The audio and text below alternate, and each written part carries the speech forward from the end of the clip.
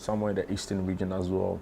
And all the times we've been to Kolebu, the acid, but that's usually Christmas. That's right? Christmas, That's Christmas. Help a Christmas child. Yeah, so it's an amazing initiative, right? So we want to urge everybody to be a part of this. You see, usually people want to give, but they feel like that 100 CDs they have to share or part away with is not enough, or on their own can't really make a difference.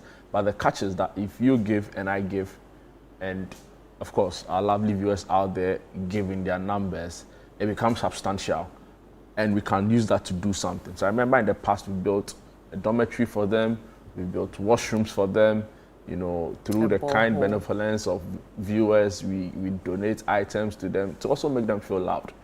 So that is what this is about. So guys, donate the momo. My momo no ensu, Or you can, write a check to the City FM Foundation, and we'll definitely be grateful to you. And the kids would love it. So, I think yesterday Apioko was on CNR, said we don't want perishable goods because we want the goods to last. So rice, sugar, beans, gari, those kind of items, books, stationery, detergents, those are the items that we are asking you to donate kindly. And also don't forget, if it's in money or cash or Momo 0550 900 006. Alternatively, if it's a check, to the City FM Foundation. Thank you very much, and bring it here to our premises. All right, next weekend by this time, it will be time for the Back to Your Village Food Festival. We'll be eating our way through Ghana, eating from the north to the south to the Akan village. And so it promises to be a feast and a celebration of our culture. One thing I like about the Back to Your Village Food Festival is that it's not that when you're done eating, you just go home. Because when you're done eating, there's several things for you to do. You can check out the entertainment from the dancers, the cultural troops dance severally, and it's simply amazing. Yeah. So is the way Kuku David Achiano Conway somebody who is doing diaries. Really looks amazing. Yes, definitely. Definitely. Abobitadi, there's so much that you can enjoy at the Back to Your Village Food Festival, and we would definitely like for you to pass through. If for nothing at all, come and see me, because I would love to see you, and I'd love to get to know you. And I'd love to share a grill with you. There's also the Grills Village, where there'll be, there he is, Wafa Charles being grilled nicely for us to eat. Is that what they call pinot? Is it pinot? It looks like kukunte for me, but it's not kukunte. It can be anything. Well, yeah, it could be anything, or Gary Photo or something. But I mean, my appeal to our lovely viewers out there is that over time we've seen our traditions and our culture erode very significantly, and it's not really our fault. Of course, people can say that, well, we should be deliberate about all our choices, but the truth is that the way the city living is, right, it makes you, so everything is fast paced, right? So even if it's food, it's fast food. If your internet is not working, you're angry. We've become accustomed to a fast moving world. Yeah. So people can barely wait for anything. If it's news they even want to watch, they want to watch it very quickly. So right now, if you do like a 10-minute bulletin, nobody's watching. They just want to know the headlines and go. So because of that adaptation, right, that new way of living, it's made us also put a blind eye to things that ordinarily we should hold a lot of value to, like our tradition. And the truth also is that a lot of the meals that we eat, because it's our culture or our cultural foods, let me put it that way. And the truth is that it takes some time to prepare. You can't do a banquet like you have to, in 30 minutes. If you want to do it and do it well, there's a process. Yeah. You have to ward their bed. It's a lot. I remember suggesting to my mom, because she loves a banquet, that we should go and buy the one that's already. She almost had my neck. She said, "This is how, like, why?" Exactly the point. If you want to do fufu, Yeah. You have to war it.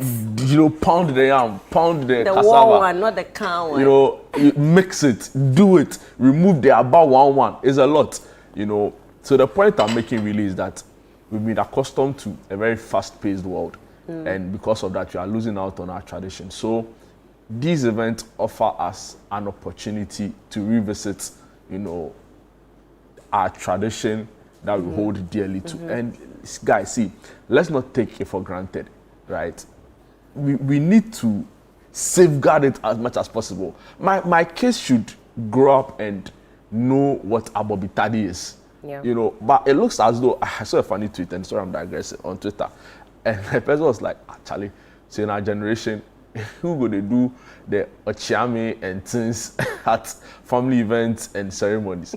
Because the point is that it feels as though that's this why generation we're paying for what? People pay people to be ochiame. Yeah, but like if all of us grow, and become like our parents. Who, so my point is that we should be minded about tradition, we should be minded about history, we should be minded about culture. And a very unique way we can go about that is through our food, right? So this event, of course, is fun, it's merrymaking, it's dance, it's music, it's laughter, it's joy, it's camaraderie, it's all of those things. But it's also a reminder of one thing that holds us close together, So I really hope that we don't see it as like some fun events.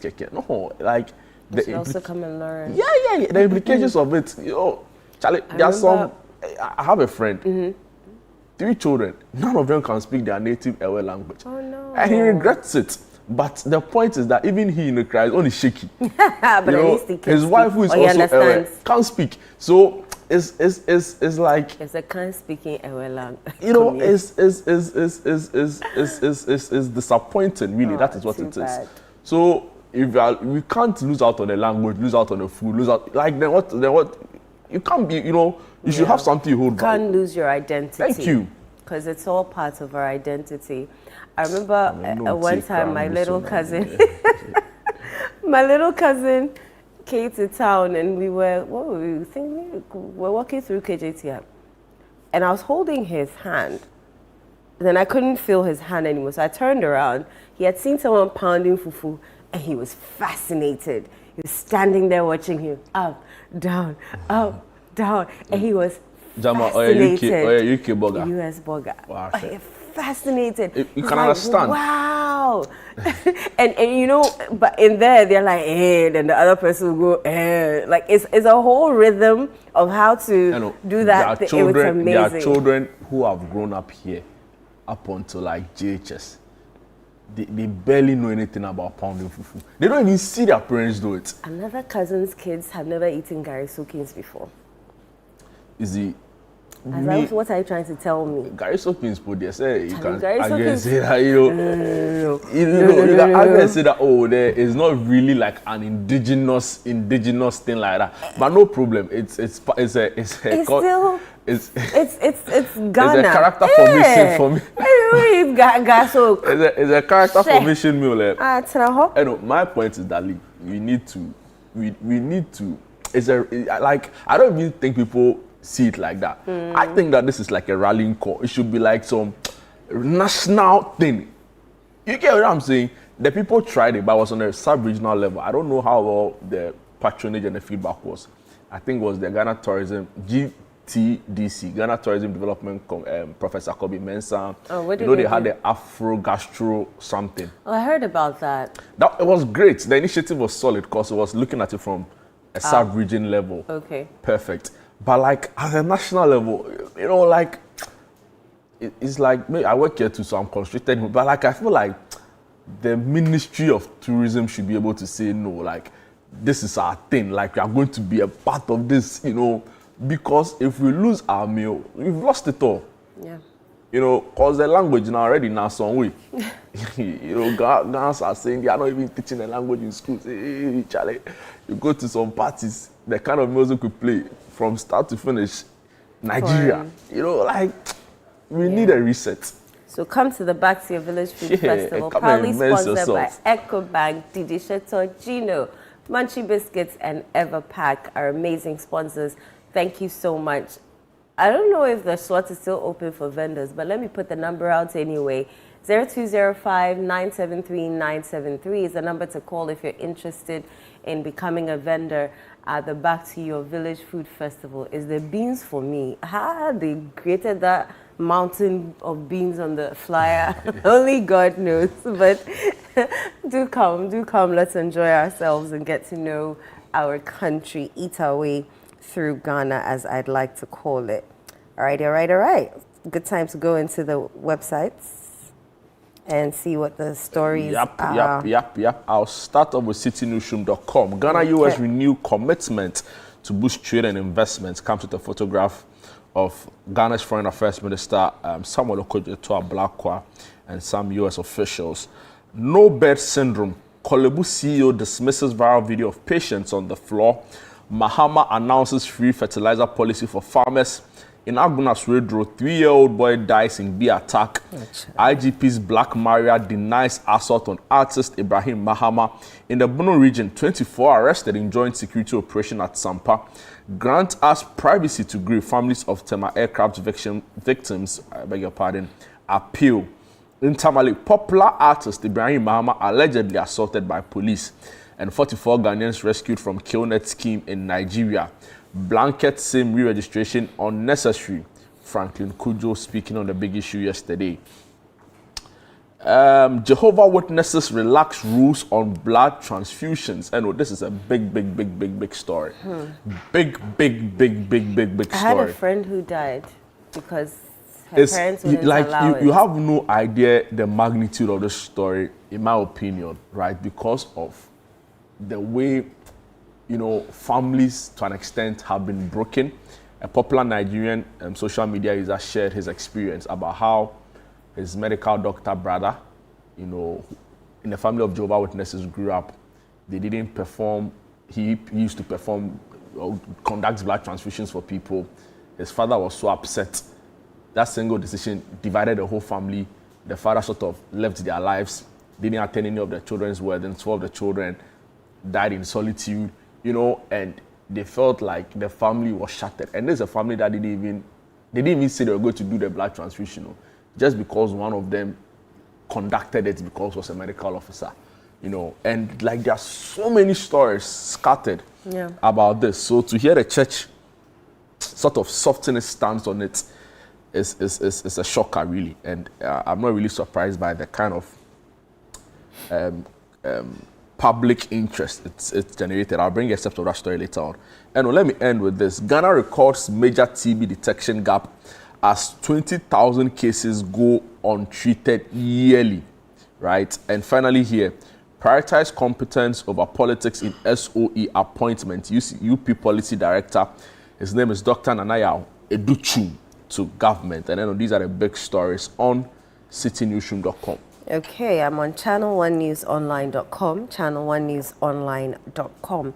Stories you'll find on our page. Mahama orders free fertilizer for farmers this year. Police probe alleged assault on Ibrahim Mahama. And let's clarify that this Ibrahim Mahama is the renowned Ghanaian artist who was allegedly assaulted by police in Tamale. Families of Tema crash victims thank public appeal for privacy. And in Aguna Swedru, the attack in Wawase claims life of 3-year-old. Other stories you'll find: Swesco at 67. Old students return in grand style to celebrate legacy and pride. More stories here. 10 reasons why Ochame Kwame deserves to be celebrated by Channel 1 TV. Miles, Memories and Magic, My Heritage Caravan 2026 Journey. And 63-year-old woman appeals for 69K Ghana cedis for severe osteoarthritis surgery. And let me take you to the newscenter.com. Mahama supports new SIM card re-registration exercise, story by Kojo Emmanuel. Also here, Ghana hit by tomato shortage after Burkina Faso halts exports. Ghana rising as West Africa's tourism hub. Abeku Santana there. COP Abdul Osman Razak, the silent guardian of Ghana's security. That's an interesting article on him. Ghana Journalists Association warns police actions threaten media freedom. Lending rate falls to 19.7%, reference at 14.6. World Bank pledges $3 billion investments in Ghana's economy. And finally here, $11.9 billion added to Ghana's public debt in 2025. And that's from the Central Bank. Okay, graphiconline.com. Graphiconline.com stories you'll find. Kaswa bank fraud. Suspects nabbed months after unauthorized withdrawals. Other stories, 44 Ghanaians rescued from QNet scheme in Nigeria, repatriated. No public funds for World Cup fans. President Mahama says so.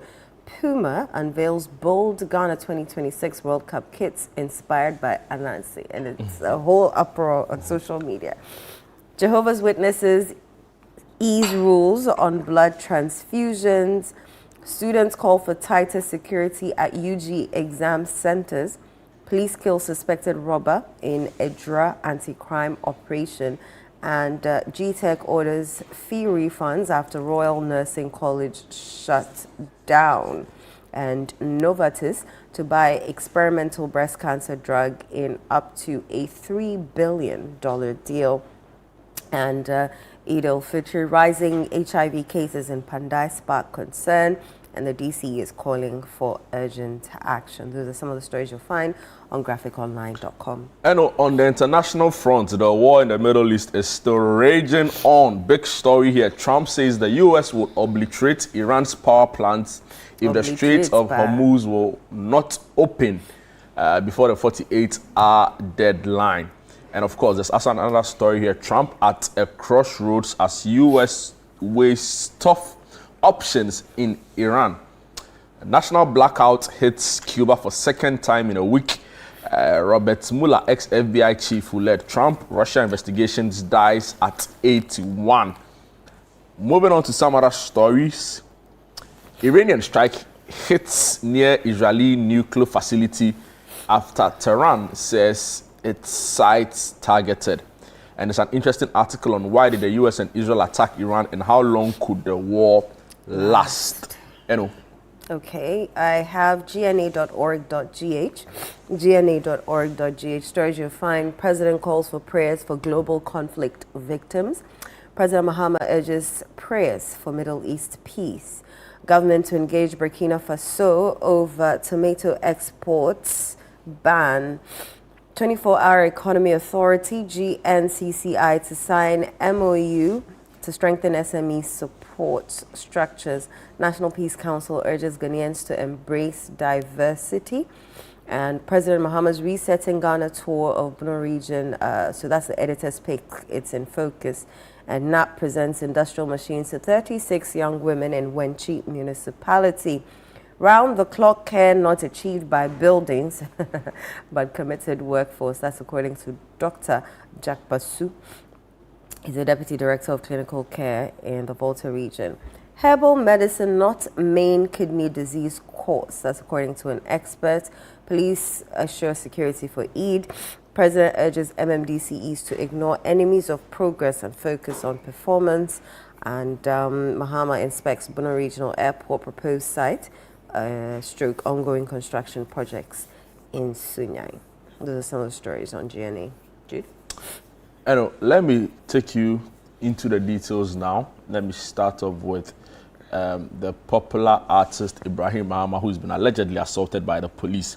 Now, the story reads, Ibrahim Mahama, founder of the Savannah Center for Contemporary Art and the Red Clay Studio in Tamale. The citynewsroom.com is reporting that has alleged he was assaulted by a group believed to be members of the IGP Special Operations Team, popularly known as the Black Maria. The incident reportedly left the renowned artist with dental injuries, including the loss of a tooth, while his uncle, who was driving the vehicle at the time, also sustained injuries. Mahama, who has since been treated and discharged from the Habana Hospital, is said to be awaiting further dental care following damage to the two of his teeth as a result of the alleged assault. Speaking in a telephone interview with Channel One News, he explained that the altercation occurred during a traffic situation caused by the observance of Eid prayers at a school near the Mariam Hotel. He further alleged that the individuals involved in the assault were members of the Black Maria team who were reportedly recently redeployed from the region. He added that his uncle, who was the only other occupant in the vehicle, also suffered injuries during the incident. However, checks by Channel 1 News with the commander of the IGP Special Operations Team, DSP Bawa Abdul Jalil, indicates that the unit denies involvement in the incident. In a telephone interview, he stated that although he and his men were in Tamale for the Eid al-Fitr celebrations, they were not directly involved in the alleged assault. He suggested that the attack was carried out by some youth, contrary to claims linking his team who were present at the scene to the incident. And these are the stories, the claims as it is. I want a thorough investigation done on this. Ibrahim Mahama is no mean person in the region, easily one of the most identifiable persons, right? Yeah. So if he's even assumed, right, of course we don't know the full fact, but even if he's assumed to have, flouted any rule or law, I think the best thing to have done, as it is required, is to take him through the process, and where he's found culpable, the law will be made to. But to mete out this kind of, assault on him, and the point is that irrespective of whether he's known or not known, nobody deserves to go through this. And we've heard from the Black Maria team, which is like the IDP special unit, and they are saying that they had no hand in this, and that it could be some other groups of boys or unscrupulous persons in the region. My point is that I expect the police to carry out a thorough investigation. The thing about the Ghana Police Service, as we always say, which I've come to believe to be true, is that if they are minded to get to the root cause of a matter, they'll get it. So whether it involves their men or some other people, unless they're not interested. Yeah. And Tamale is not even it's a big place, but it is not too big for the police to do what they have to do to get to the end of this matter. For me, it's unfortunate. He single-handedly putting the region on the map with his amazing innovations. The Red Clay Studio have been able to do. He's selling Ghana out there. If these stories go out there, it gives a very grim picture of a country that does not. You are not celebrating him. You're also inflicting this kind of pain. So for me, it's very unfortunate, and I would want to commiserate with him. Usually, it's easy to give up. Yeah. And lose hope when some of these things happen. But I want to urge him on, right, and say that this is not the best of us, right? And this is not reflective of who we are as a people. Of course, there are a few unscrupulous persons who, through selfish means, will want to be doing some of these things. And we want to urge him to be very calm, even as we trust law enforcement to get to the root cause of this matter. But I really plead that the police, number one, come out to clear their name. And the only way they can do that is through a credible investigation. And finally, number two, I expect an independent probe into this matter. The police can't be a referee in their own court. Yeah. It makes no sense whatsoever. Somebody has accused them, are saying, you yourselves to investigate the matter. It doesn't work that way. So I expect an independent, they'll say, there's PIPs, and all of those things. Fair enough, they can do their internal stuff. But I expect some independent, body to look into this matter, right? And let's nip it in the bud, right? So it doesn't affect our reputation, because of also who the person involved is, Yeah, I think you said it all. I have a story here that I saw this morning when I picked up my phone. Bee attack in Wawase, and I'm reading this from channel1newsonline.com. A bit of the story. A bee attack at Wawase in Aguna Swedro of the Central Region has claimed the life of a 3-year-old boy and left several others injured. The incident, according to the Aguna West Directorate of the National Disaster Management Organization, occurred around 5 p.m. on Friday, March 20, when a swarm of bees invaded the community. 10 people were affected in the attack, resulting in the death of the child identified as Christopher Amponsa. The other victims sustained varying degrees of injuries and are receiving treatment. Personnel from NADMO and the Ghana National Fire Service responded swiftly to bring the situation under control. The Municipal NADMO Director, ACDO Charles K. Agbavito, visited the scene on Saturday to assess the situation and commiserate with the bereaved family. This marks the second fatal attack in the central region within a week. An earlier incident in Winneba on Tuesday led to the death of a female student of a private senior high school. Wow. And we're commiserating with a family. To lose a 3-year-old child, to lose any child, as a matter of fact, it's not easy. It's the picture for me. It's giving me goosebumps. Anyway, so we commiserate with the family. We wish them well. It can't be easy. I don't know why all of a sudden we're having lots of bees. You can't even do away with bees either because they're part of life. But we wish them well and hope that this will not happen again. Yeah. I know. I want to bring you this international story because of its wide, or far-reaching public interest.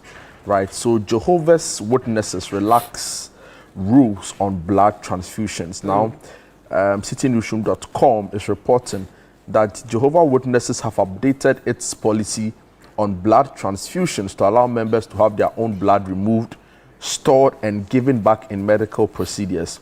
While the change will enable members to have the transfusions of their own blood in planned surgeries, for example, they continue to be prohibited from receiving the blood of others. Getrich Loksch, part of the group's leadership, announced the move, saying each Christian must decide for himself how his blood will be used in medical and surgical care. Jehovah's Witnesses is a Christian-based religious movement, probably best known for its door-to-door evangelism. It claims 144,000 active members in the UK and 9 million worldwide. The group has historically ruled that members cannot accept blood transfusions, as according to the group's website, both the Old and New Testament command us to abstain from blood. The story goes on to say, our core belief regarding the sanctity of blood remains unchanged, a spokesperson for the group said. Some former members have criticized the move, saying it doesn't go far enough. Mitch Mellon told the LA Times, if one of Jehovah's Witnesses faces a medical emergency with significant blood loss, or if a child requires multiple transfusions to treat certain types of cancers, this policy change does not grant them complete freedom of conscience to accept potentially life-saving interventions involving donated blood. In December last year, an Edinburgh court ruled doctors will be able to give blood transfusion to a teenage Jehovah's Witness if she needed one following an operation. The 14-year-old girl told medics she did not consent to a transfusion because of her religious beliefs, but lawyers for a Scottish health board sought an order to allow the procedure to go ahead if the girl's life was at risk. The order was granted as Judge Lady Tate said that she was satisfied it was in the child's best interest, giving appropriate weight to her views. And appropriate weight to her views in quotes. So clearly, it's also another issue of faith, another issue of religion, organized religion in that matter, and also another issue on, personal beliefs, right? And I think the story on the 14-year-old girl in Scotland, best summarizes this. So according to the story I just read, she needed to do an operation, a surgery for that matter, but did not consent to religious beliefs. Now, the health board of the hospital board, sends the matter to court saying that her life was at risk, and the court ordered that, having listened to the 14-year-old teenager who did not consent to blood transfusion, it was in the interest of her and the hospital to have it done for her. The other side of it is that people are saying that it is also not far-reaching enough, because per the new directive, it is only your stored blood, as in the person or the witness's stored blood in the hospital, that can be used, right? But they are calling for, or critics to this particular position by the church feel like once it's a life and death situation, right, you should be able to have a blood transfusion done for you. But let's not limit it to just the Jehovah's Witnesses, right? It's in different other denominations and faiths, we see it also play out. In fact, one of the reasons why the Pentecost Church will break away from the Apostolic Church was on issues around divine healing, right? So we know that these things happen. Is it God who heals? Is it the medicine that heals? Is it God through the medicine that is healing us? So many different faiths have different doctrinal positions on this. I want to just see how this will play out here in Ghana, where the blood and criminal. I was about to say, I don't know whether they're going to build their own blood bank. So then when you go and donate your blood, then your name will be put on it. Because here in our part of the world, people are not donating enough blood. The point is that how long can you even store your own blood? Oh, under the right circumstances. To be used for an emergency on you. If there's no doom so for the context of Ghana and a lot more African countries, it is practically impossible from where we sit. Charlie Kolebu, 2 days ago, people were lying on the floor. The minister went there, team. So I don't even know their storage capacity for blood.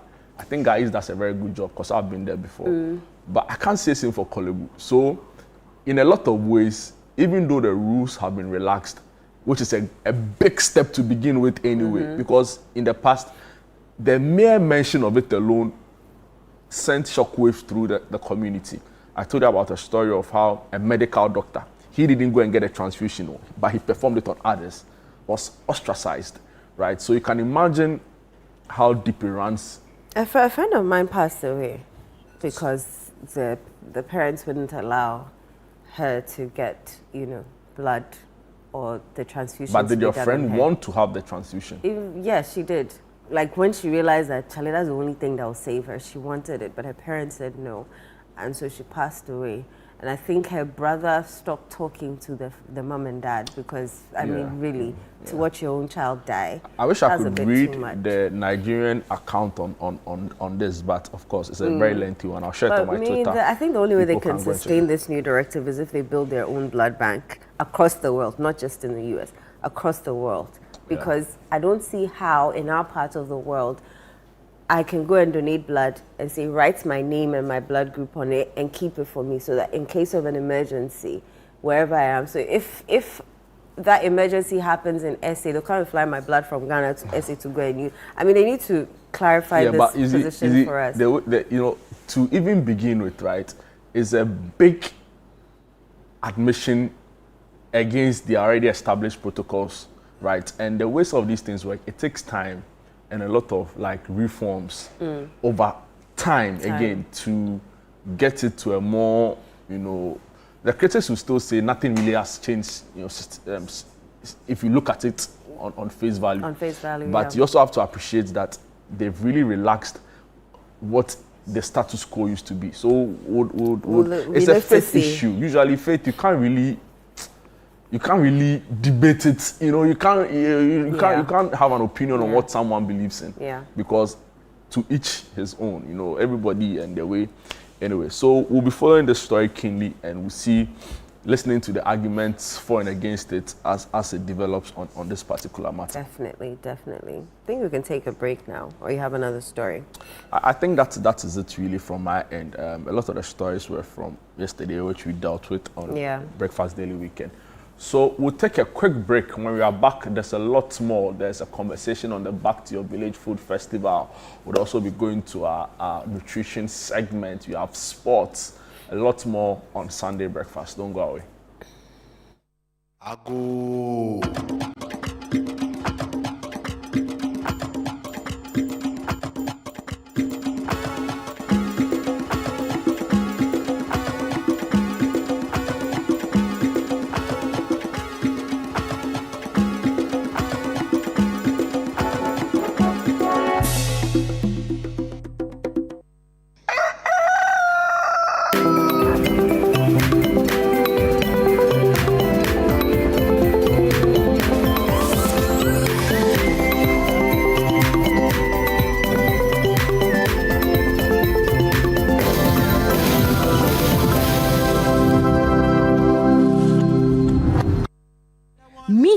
Blanksons.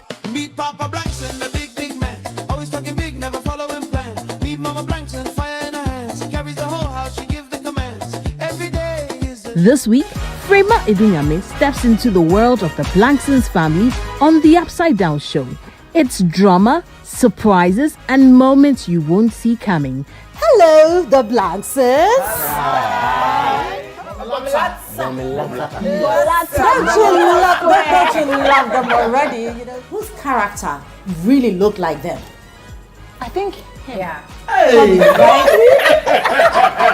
Mrs. Blankson, how would you describe your character? I would say Mrs. Blankson is the keeper of the home.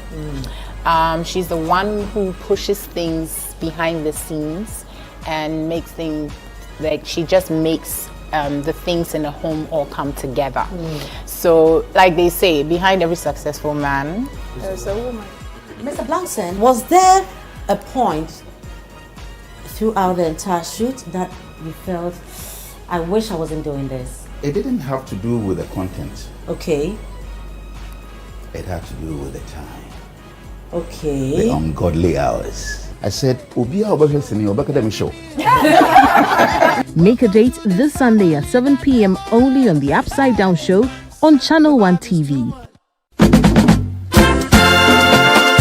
Feel the energy and reconnect with your roots this March at the Back to Your Village Food Festival 2026. Join us for a celebration of Ghanaian culture and cuisine from all across the country. Northern, Akan, and Southern villages will all be represented. It's more than just food. It's about culture, family, and memories that last a lifetime. Let's come together this March to discover the flavors that make us who we are. The date is 28th and 29th of March 2026. Venue is the 8th Sutherland Children's Park. The time is 10 a.m. through till 6 p.m. each day. Interested vendors can register by calling 0205-973-973. The Back to Your Village Food Festival 2026 is powered by Channel 1 TV with support from 97.3 City FM and is proudly sponsored by Ecobank, Gino, Didi Sheto, and Munchie Biscuits.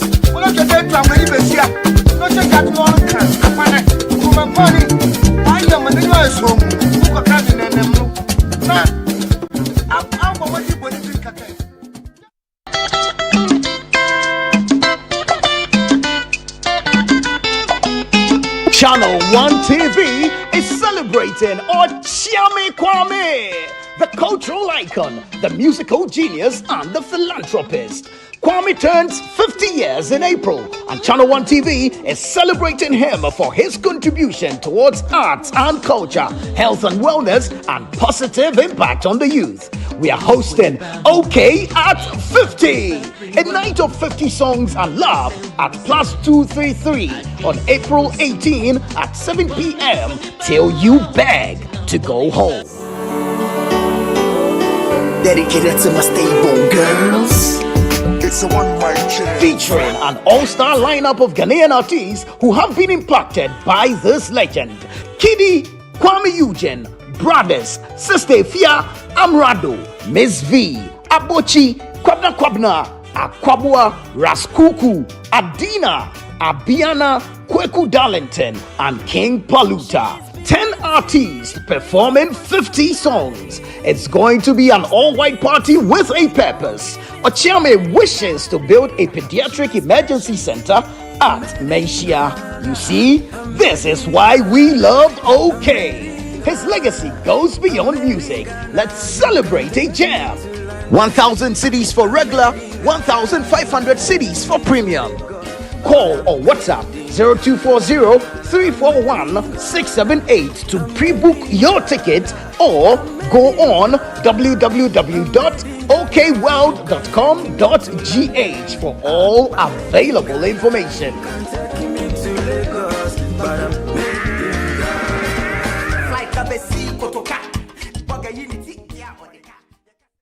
Watching DSTV means getting the TV you love, but staying connected means getting something extra. Stunning. Extra matches, extra dramas, the best local and the world's biggest. Extra laughter, music, movies, and extra vim. I love it. Just stay connected or reconnect and get upgraded to the next higher package at no extra cost. Charlie, we got you. Keep watching. Get more with DSTV.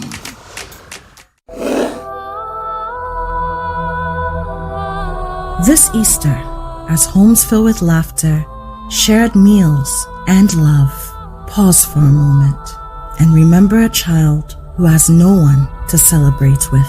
Across Ghana, children in selected orphanages are hoping for care, hoping for comfort, hoping for kindness. You can be the reason a child smiles this Easter.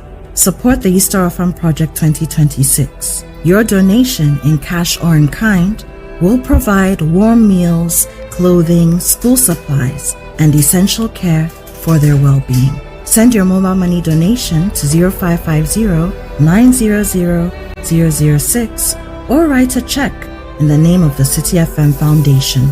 You may also bring your donation to Channel One TV in Tesano, Accra, Ghana. You can donate milk, sugar, rice, toys, books, or detergent. For more information, visit www.citynewsroom.com or call 0550-900-006 or 0302-226-013.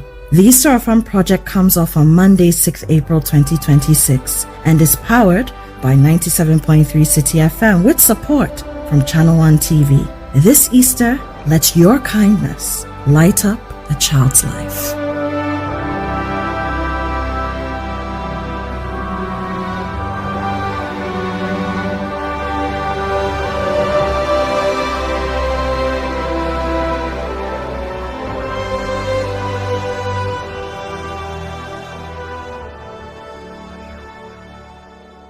Welcome to the Health Quarters Ghana, where medical science meets everyday life. Join Dr. Gideon Hassan and the irrepressible Clemento Suarez as they tackle health issues. My name is Dr. Gideon Hassan. I have with me here my co-host, Clemento Suarez. I knew how it felt anytime I started to feel the pain. Whether it is hernia, breast cancer, cataract, or infertility, the show brings together victims to share their real life stories and experts to debunk myths. If you wear cotton supporter, and there be a pampers and a benwa or bosom. So you see, instead of it being raw egg, I done it because you want to make a date with us every Sunday at 4 p.m. on Channel One TV. Don't forget to subscribe on YouTube and all social media platforms at Health Quarters Ghana.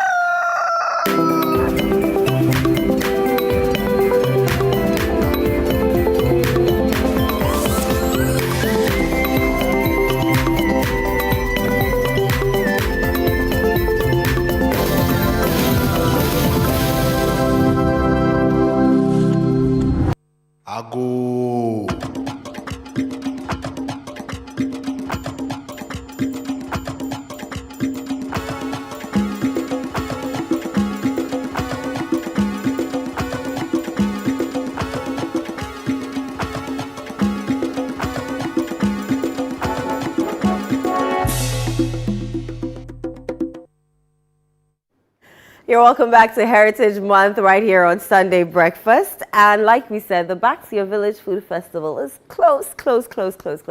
And we have, as you can see, a vendor here who is going to tell us about her stuff and also maybe entice you to come to the Back to Your Village Food Festival, because maybe you say, oh, Jude, they work for City, so they're just saying it. But so if you hear from the vendor's own mouth, perhaps you would come and see what our people are doing. Fortune, how are you doing? Hi, I'm good.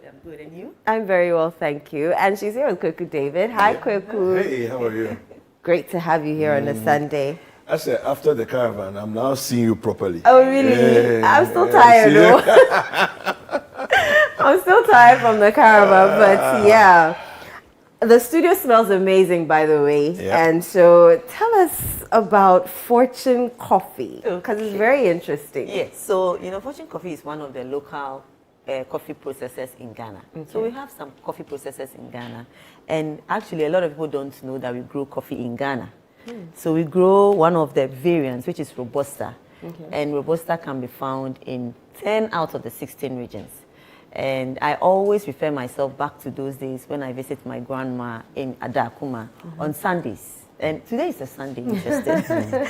On Sundays, we go there and she's brewing something in her pot. Can I say the name? Ziafi Tutu. Yo. So I interviewed her during Agri-Fair. Okay. And then she mentioned it. Yes. Ziafi Tutu. Yes. So Ziavi is a town in the Volta region. Okay. And then Tutui means ground. So until recently when I started doing coffee, I didn't know Ziavi Tutui was coffee, actually. I thought Ziavi Tutui was some, local Voltarian or local beverage that our grandmothers, and it smells very, like, as you can, it smells amazing. And for them, they normally will boil it in the pot. And then they'll pour over and keep adding water and keep adding some fresh ones. And I mean, now we have Ziavi Tutui here with us in the form of Fortune Coffee and other local processors. Okay. So it's just only the Robusta that you have, or have you added? So we have Robusta, that's what we grow in Ghana. Okay. But most people who drink coffee in the world know Arabica. Arabica is the one when you go to the West that in most coffee shops are brewed, right? And that is the one that was first discovered in Ethiopia. And then I was very surprised to know that there's another variant called Liberica. And it's indigenous to Liberia, like the name suggests. And so for us, Fortune Coffee, when you come to us, you get all these 3 variants. And we are even working on bringing you more variants. And this year, we've started something also, which is exciting, which I hope all the people will come, because we've started infusing our local herbs into the coffee. And so if you can see here, we have here brewing ginger, pepper, and quintia is what they call it, right? Negro pepper. It's here in this brewing. Okay. And that's the only herbs you are adding, right? For now. Okay.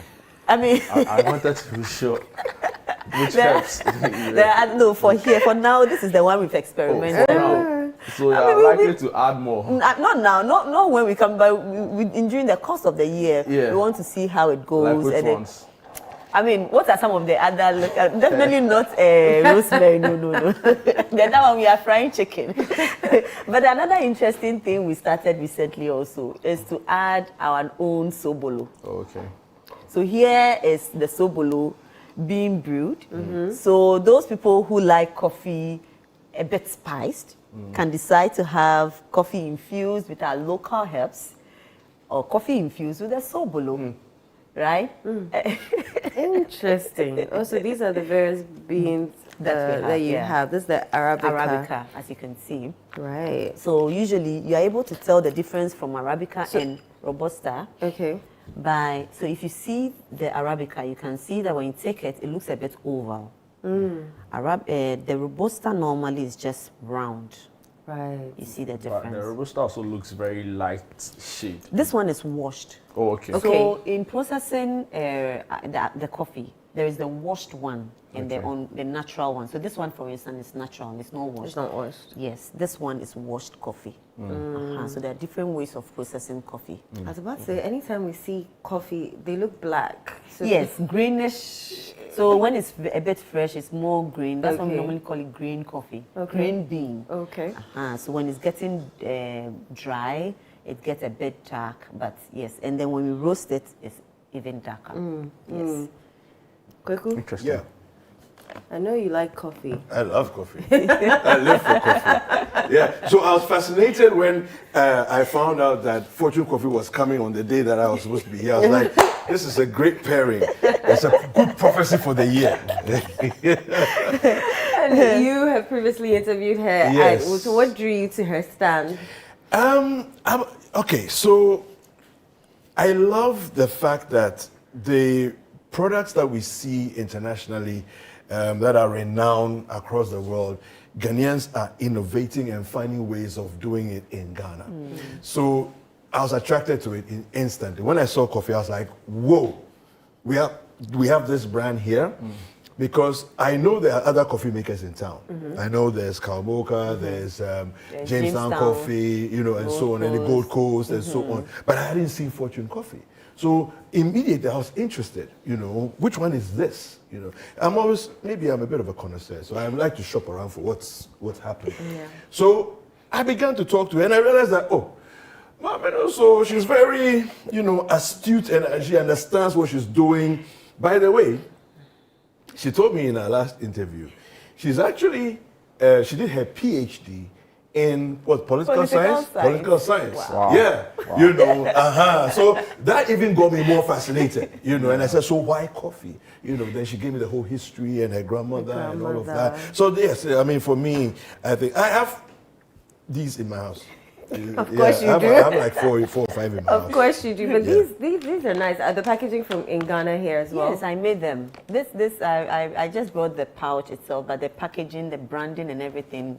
Made in Ghana. Made in Ghana. Everything is made in Ghana. It looks really nice, I must say, and you know, looks like it can compete favorably with any other coffee brand in the world. Thank you. I wanted to ask, a lot of people drink their coffee differently, right? There are those who would want to have like little additives, people would want to add a little honey. I want you to just run us through. So with the herbs infused ones, how is it best served, right? Then the Sobolo as well, how would you recommend that be served? Okay, so I want to start from, let's say, the health benefits of coffee. A lot of people have misconception about coffee. So coffee has a lot of health benefits. It has antioxidants, which help fight free radicals. It boosts your metabolism. It also boosts your mental health. So, and then for me, for instance, if I have a cup of coffee in the morning, for instance, my next meal sometimes maybe late afternoon, really, and also helps you slim up if you really want to lose weight. So that brings me to how you then, so what you want to achieve with the coffee will determine how you want to have it done, right? So, for instance, you have your cup of coffee. There are people who like it black coffee, which means just the coffee. No milk, no sugar, or no honey. But most Ghanaians will say it's bitter. Yeah, well, it is bitter. Well, it's up to them. We like it straight up. I don't know what you're saying, but it's bitter. Like it. But those who know, who are into coffee, that's the best way that they love the coffee. And that's how you also get a lot of the health benefits. But you can also add your honey. So for instance, if you have your spices, and we know the benefits of these spices already, right? The ginger, we know the benefits of ginger, the cloves, and also the huintia, right? The Negro pepper, right? And even with the hibiscus, it has good benefits, even for women and all that. So it's how you want your coffee and what you want the coffee to do for you. So it means you have your brewed coffee, and then like we are doing here, you can just boil your hibiscus. We just added boiling water to it, right? And then allow it to kind of brew on itself a bit. And then you do the mixture based on how to taste, even with the spices, because there are some people who don't like too much spice. And there are some people who they want to really feel the spice.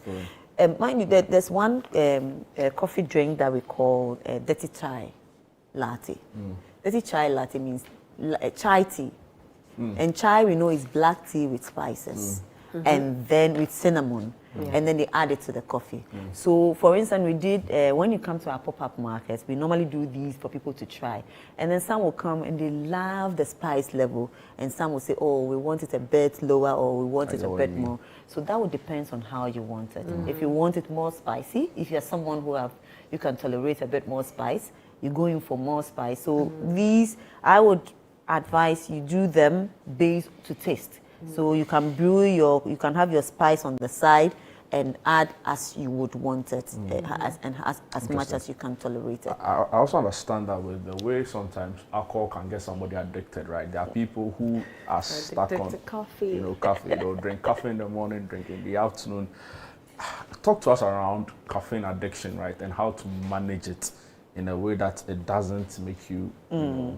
So again, comes to the individual. There are people who will someone who will take a cup of coffee. Some people even take 7 to 8 cups in a day. Is it healthy? Oh Lord.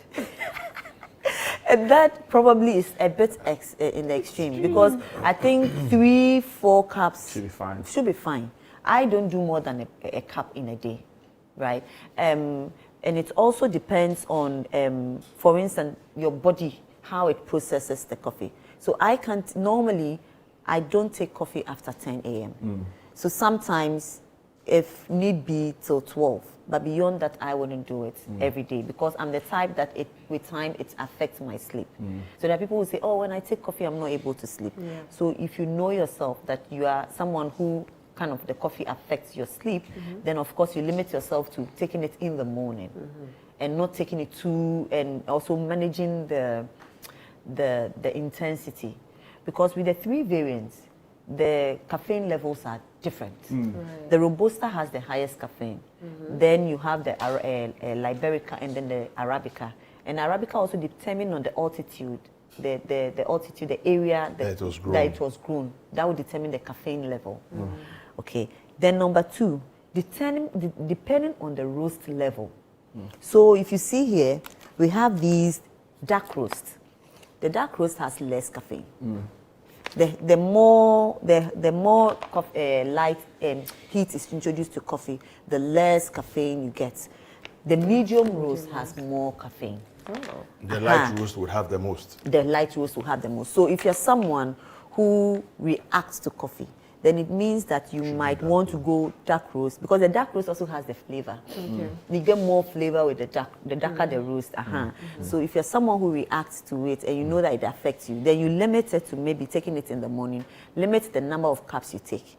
And then something that I normally would do, when I take the coffee after some time, I give myself 1 week of detox. Where for a whole week I don't take coffee. No matter how tempting it, I have the coffee the fresh ones in the house. Okay, while you make us taste the coffee, quick, so what should we expect at this Back to Your Village? Yeah, it's gonna be massively exciting. So unlike previous years where we've been at a smaller venue, okay, this year we're going to our favorite new venue that we have for our events, the Ifa Sutherland Children's Park. It's a huge park, We will easily have 50% more vendors than we've had before, with a lot more space still to move around, So the size of the place is incredible. So it's going to be one of the significant differences that we're going to experience there. Just like every other festival that we've been at, it's going to be lots of vendors with a variety of villages from the northern village, Akan village, and then the southern village. So these 3 villages will be nicely spread out. Okay, people will be able to enjoy meals from each of the villages. Okay, and of course we'll have grills, we'll have drinks, and all of that as well. I know in the prepping I've heard that there's popcorn stands and other snacks and other things like that. So of course, Fortune Coffee is also going to be there. When I lived in East Africa for a little while, and I realized that they have no qualms whatsoever drinking coffee and tea throughout the day. It's part of life. And it's like how you go to the UK, every time there's tea break and tea and But here's the thing. So the dietitians will tell you that after an oily meal, which most of our meals are oily, right? A good cup of coffee or tea helps to sort out your digestion as well. So it's very good, all right? So I'm looking forward to having this combo experience where we have all our local dishes that are available there, and then also have the coffee on site as well that you can generally make your coffee. So after your fufu, you can come and take walk around as you're walking off there. And the point, I was even going to say that buy it and send it home, right? And keep absolutely. it. So it's not something that you are coming to drink. Just drink a lot there. No, but take it home at a festival. So. It tastes amazing. It tastes amazing. Right? You know that I have lived in Germany for long. That's where I did my PhD. Normally, after meals, there's a cup of coffee. Even when they have dinner. Dinner, after dinner, they still have to come and serve coffee, sometimes with cake. I mean, my favorite thing is coffee and cake. Oh, yeah, oh my goodness. And on that goodness note, no, we have to have a conversation after this. Oh, yes. Coffee and cake, yeah. On that goodness note, that's what time will allow us for. Guys, I wholly and totally recommend Fortune Coffee for you. It is amazing. It smells so good. And like, we've heard on the show today, it has so much benefits for you. You'll be at the Back to Your Village Food Festival. You know what to do. And please, let's get supporting our own, right? Let's jump on this and let's make it work. We'll take a quick break when we're back. There's a lot more on Sunday Breakfast. Don't go away. Feel the energy and reconnect with your roots this March at the Back to Your Village Food Festival 2026. Join us for a celebration of Ghanaian culture and cuisine from all across the country. Northern, Akan, and Southern villages will all be represented. It's more than just food. It's about culture, family, and memories that last a lifetime. Let's come together this March to discover the flavors that make us who we are. The date is 28th and 29th of March 2026. Venue is the A4 Sutherland Children's Park. The time is 10 a.m. through till 6 p.m. each day. Interested vendors can register by calling 0205-973-973. The Back to Your Village Food Festival is powered by Channel 1 TV with support from 97.3 City FM.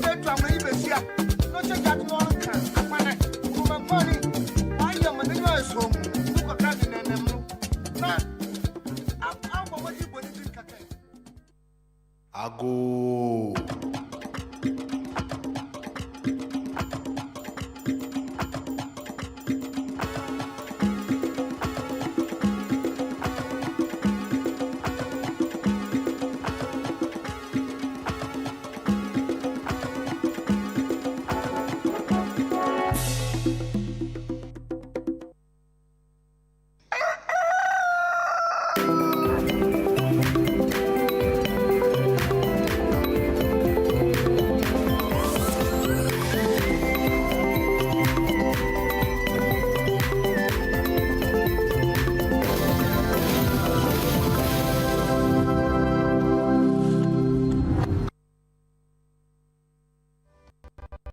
My line of work, a confident smile is everything. Kel Charcoal Toothpaste keeps me on top of my game and ensures my smile is always radiant and bright.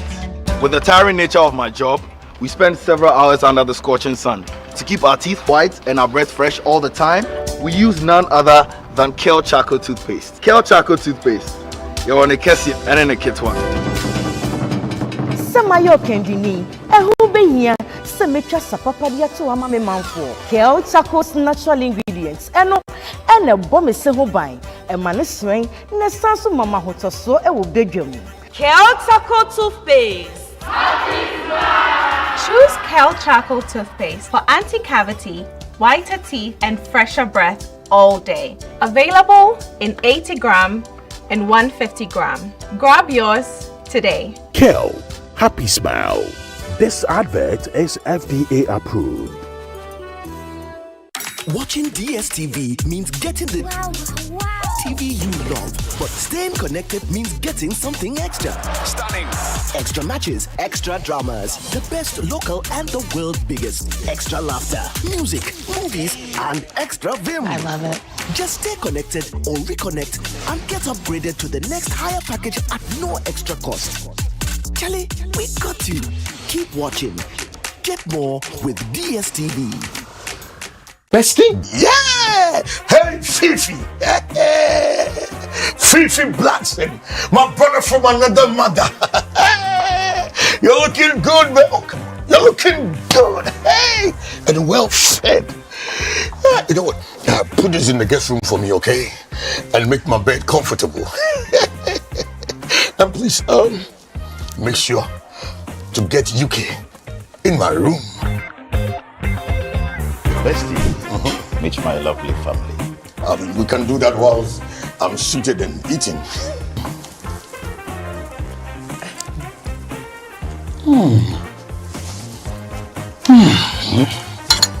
Super. Amazing. It is good and better more than the food we have here in the UK. Well, thank you very much for the compliment, Uncle Bestie. In fact, I wouldn't mind packaging some for you on your way out. That's so kind of you, huh? Okay. I don't worry, sir. Why don't you rather cook some for me on the day I'll be leaving? The Blanksons premieres on Thursday, April 2nd, 2026 at 7:30 p.m. on Channel 1 TV. The vibe is too much. Welcome to the Health Quarters Ghana, where medical science meets everyday life. Join Dr. Gideon Asan and the irrepressible Clemento Suarez as they tackle health issues. My name is Dr. Gideon Asan. I have with me here my co-host, Clemento Suarez. I knew how it felt anytime I started to feel the pain. Whether it is hernia, breast cancer, cataract, or infertility, the show brings together victims to share their real life stories and experts to debunk myths. If you wear cotton supporter, and there be a pampers and a benwa or bosom. Hey. So you see, instead of it being raw egg, I done it because you know. Make a date with us every Sunday at 4 p.m. on Channel 1 TV. Don't forget to subscribe on YouTube and all social media platforms at Health Quarters Ghana.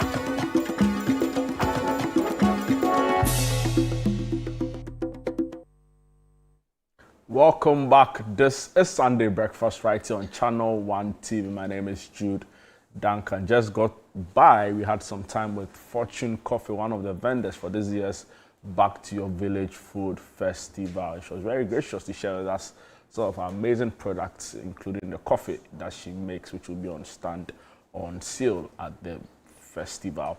It's now time to delve into our health conversation for the day. Today we'll be looking at oral health, issues around tooth loss, and a term or a word that has got me very interested, right? Edentulism. Charlie, edentulism.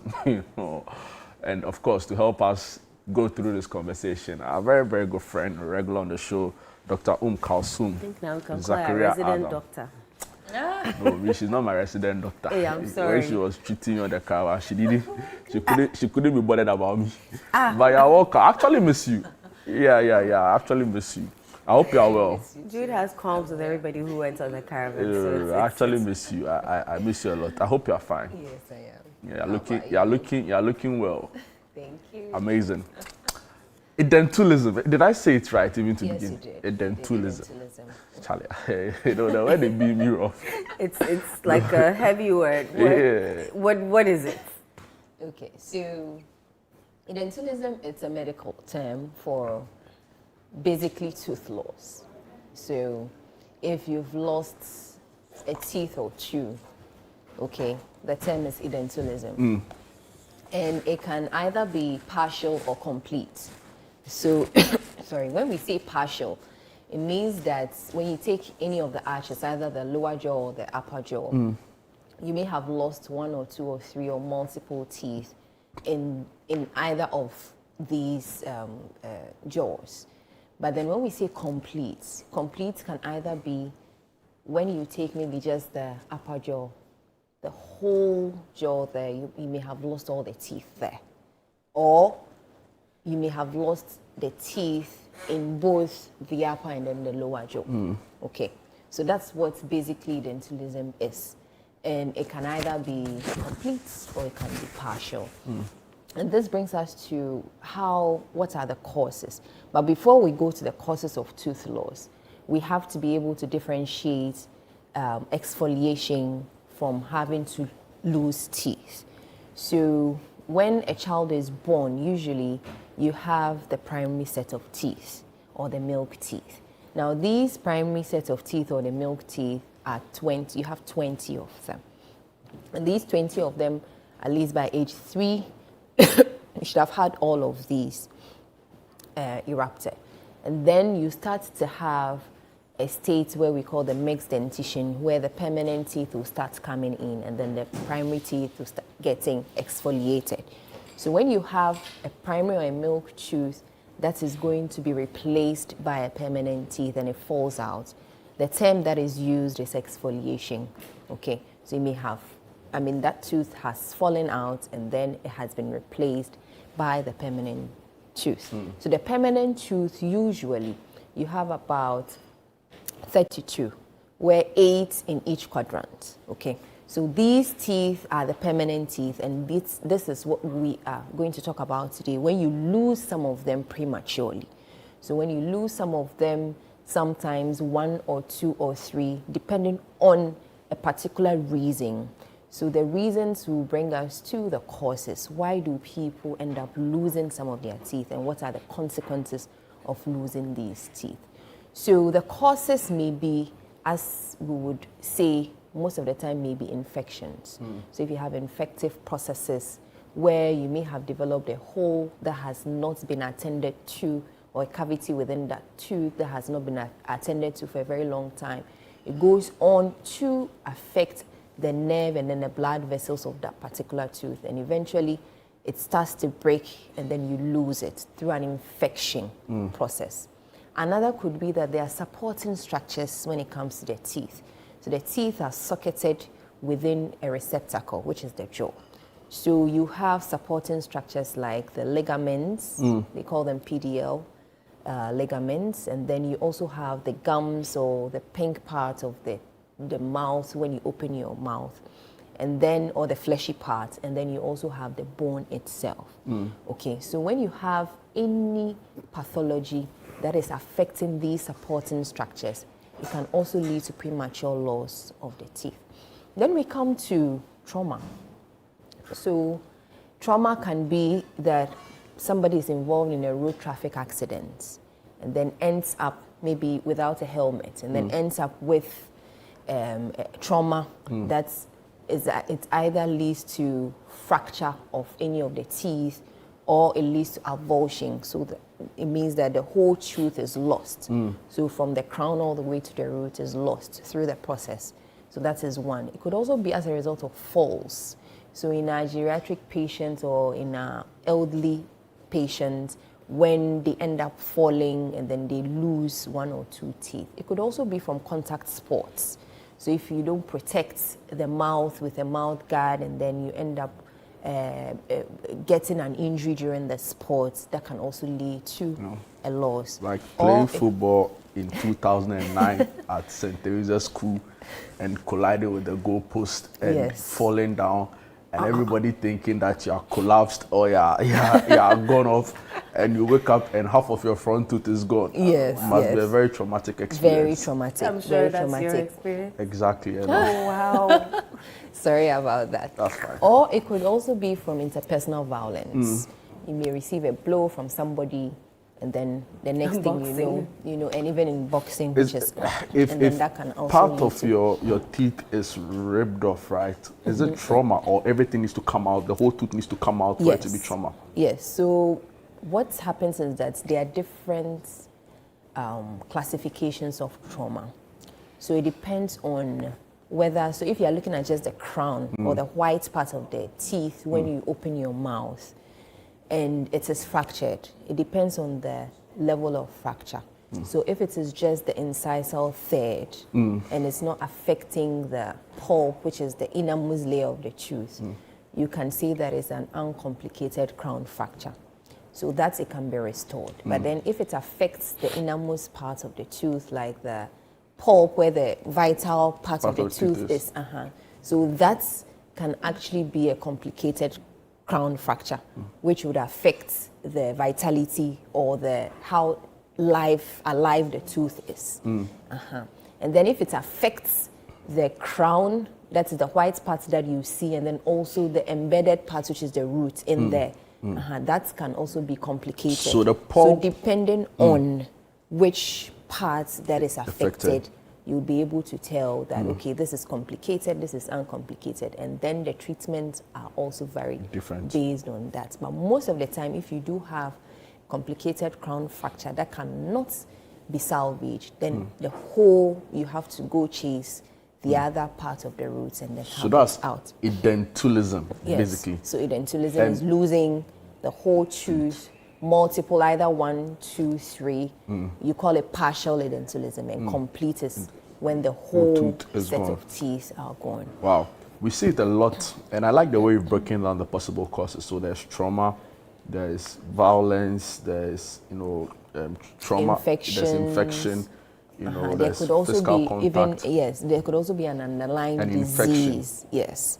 So if there's an underlying disease, let's say there's a swelling or there's trauma, there's a cyst or a tumor, that's when you have to surgically intervene. You'd have to take those teeth are within the disease, and it needs to go with the disease. That can also lead to some tooth loss. Can diabetes lead to? Yes, so diabetes, the oral manifestations of diabetes, it actually has a direct relationship with what we call the supporting structures of the teeth.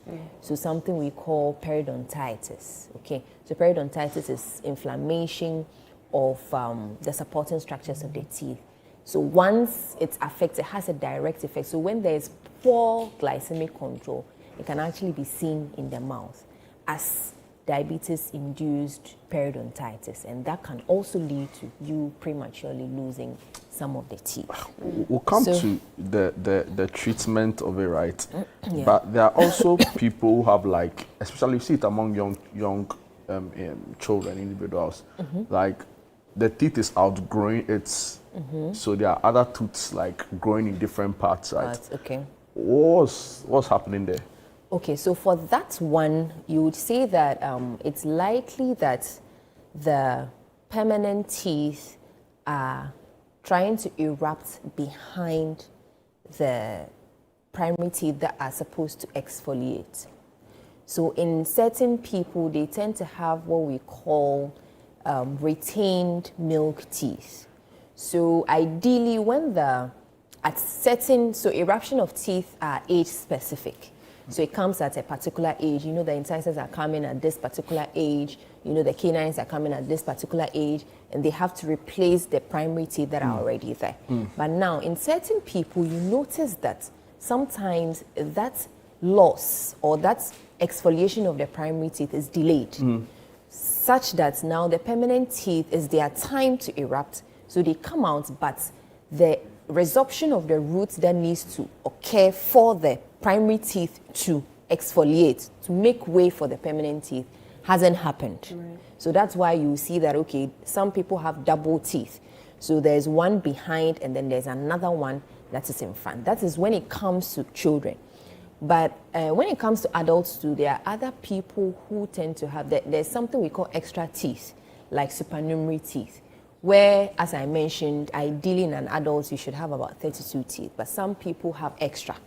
So maybe they have an additional molar somewhere or an additional premolar somewhere. All of those are called supernumerary teeth, and they also tend to occur either maybe they are just in front of where the whole arch of teeth are, or they are behind, or they are on the side, depending on where they actually erupt.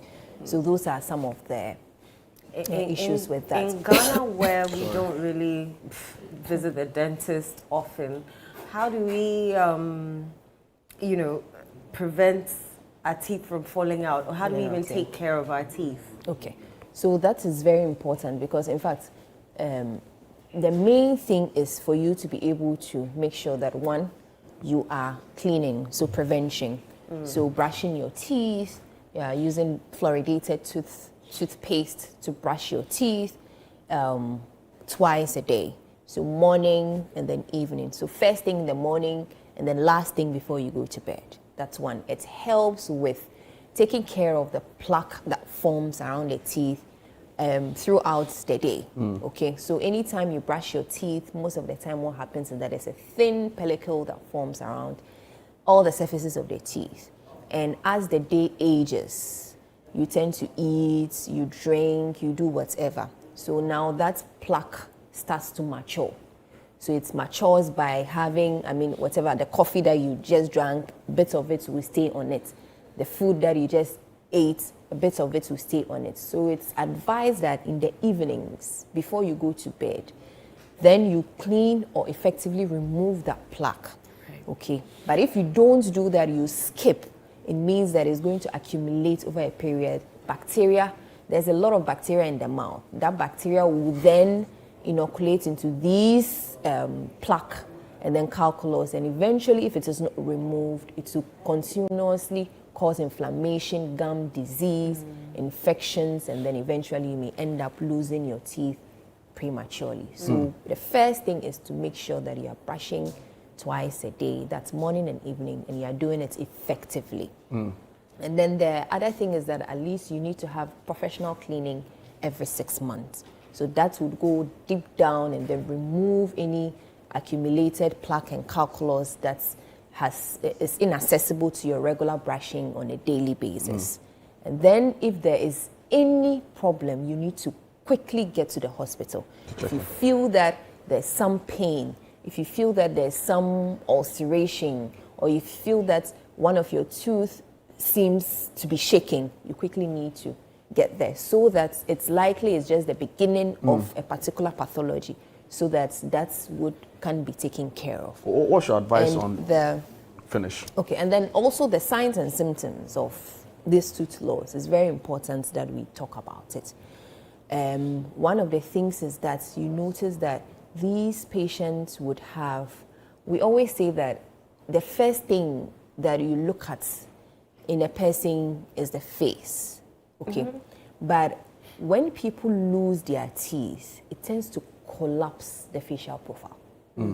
But people don't see it. So you notice that when you look at the face or the facial profile, there are, if we divide the face into thirds, there's an upper third, there's a middle third, and then the lower third, okay? That is the harmony of the face. The upper third is supposed to be 1/3, then 2/3, then 3/3. But then when the teeth, either the upper or the lower, have actually been lost over a long period, you tend to look older than your age. You tend to look older than your age. So it collapses the lower third facial profile. So that patient may look very old than their regular age.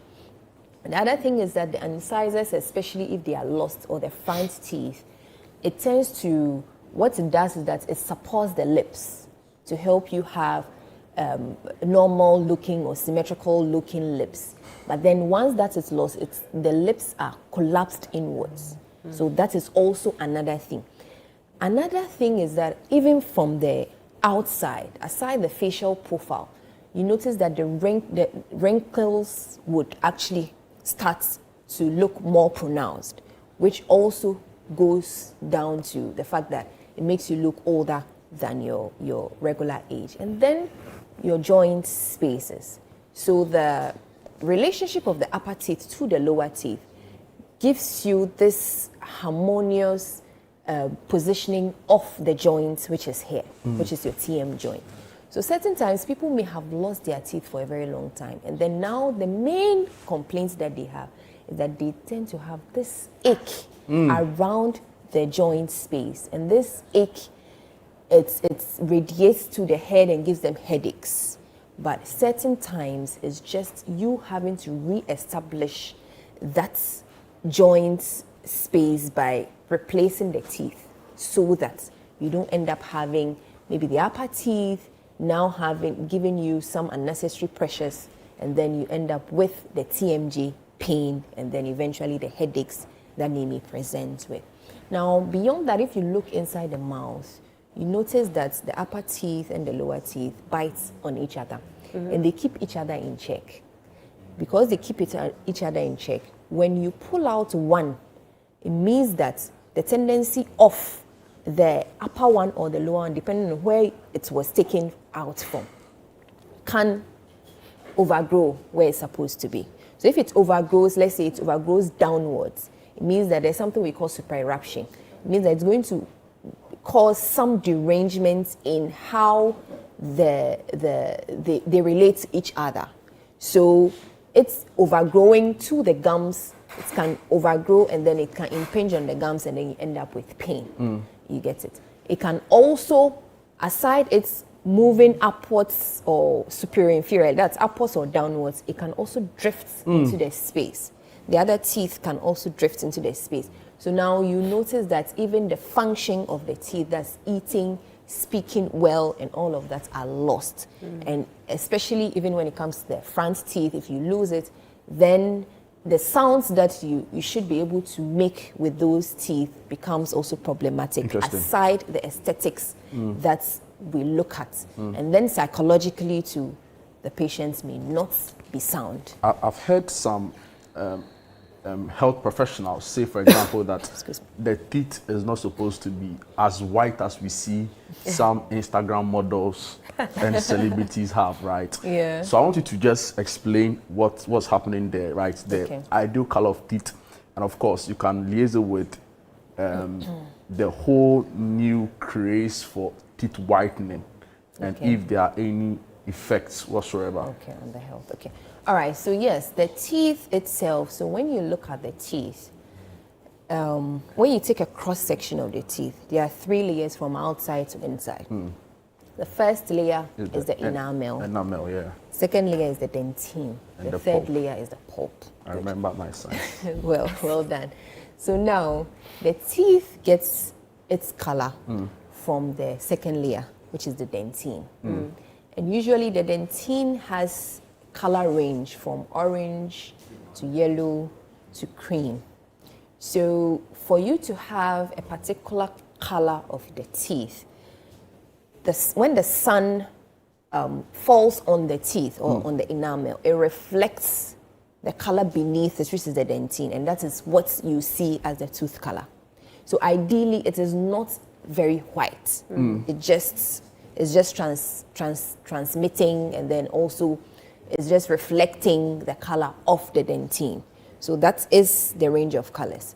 The other thing is that when you look at the primary teeth or the milk teeth, they tend to have very white teeth because of the color of still the dentine, and then also the thickness of the enamel.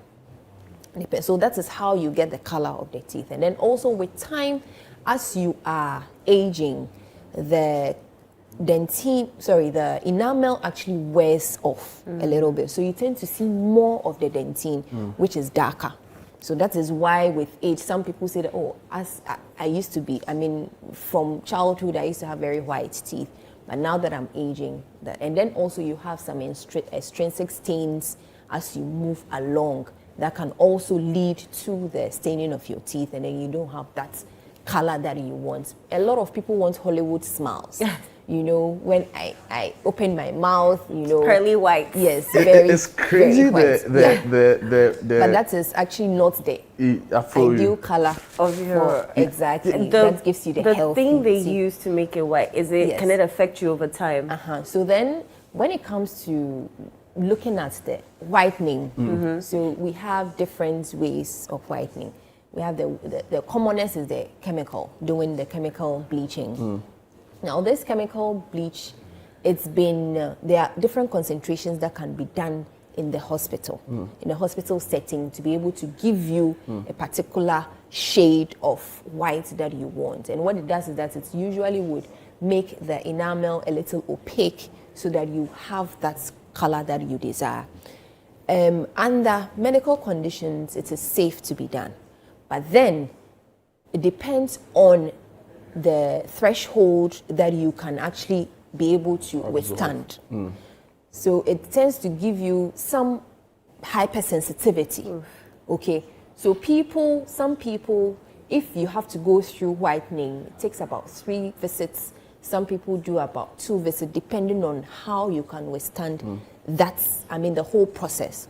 And some people may end up becoming a little hypersensitive, maybe just after the first session. Others, second session, others can even go through without any problem. So it depends on the individual, or it's case by case basis.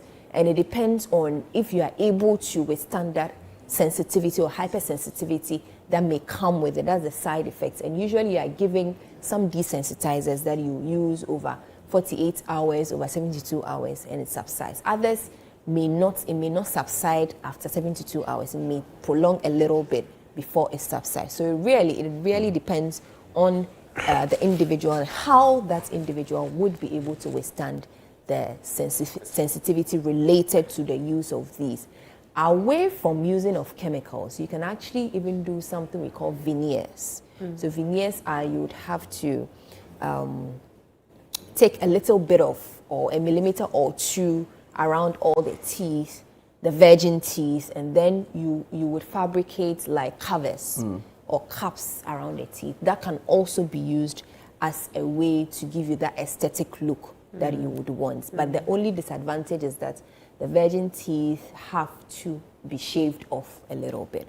So really, it depends on you. You're also being told that if you have a composite filling, for example, right, you can't have a whitening. So not necessarily. So when you see the composite filling is basically a type of filling material. But this type of filling material comes in shades as well. So when you are going for whitening, usually a pre-whitening shade is taken. So let's say A3 at the beginning, baseline. Then as you go through the process, then possibly your aim is to get to A1. Then you go through the process until you get to A1.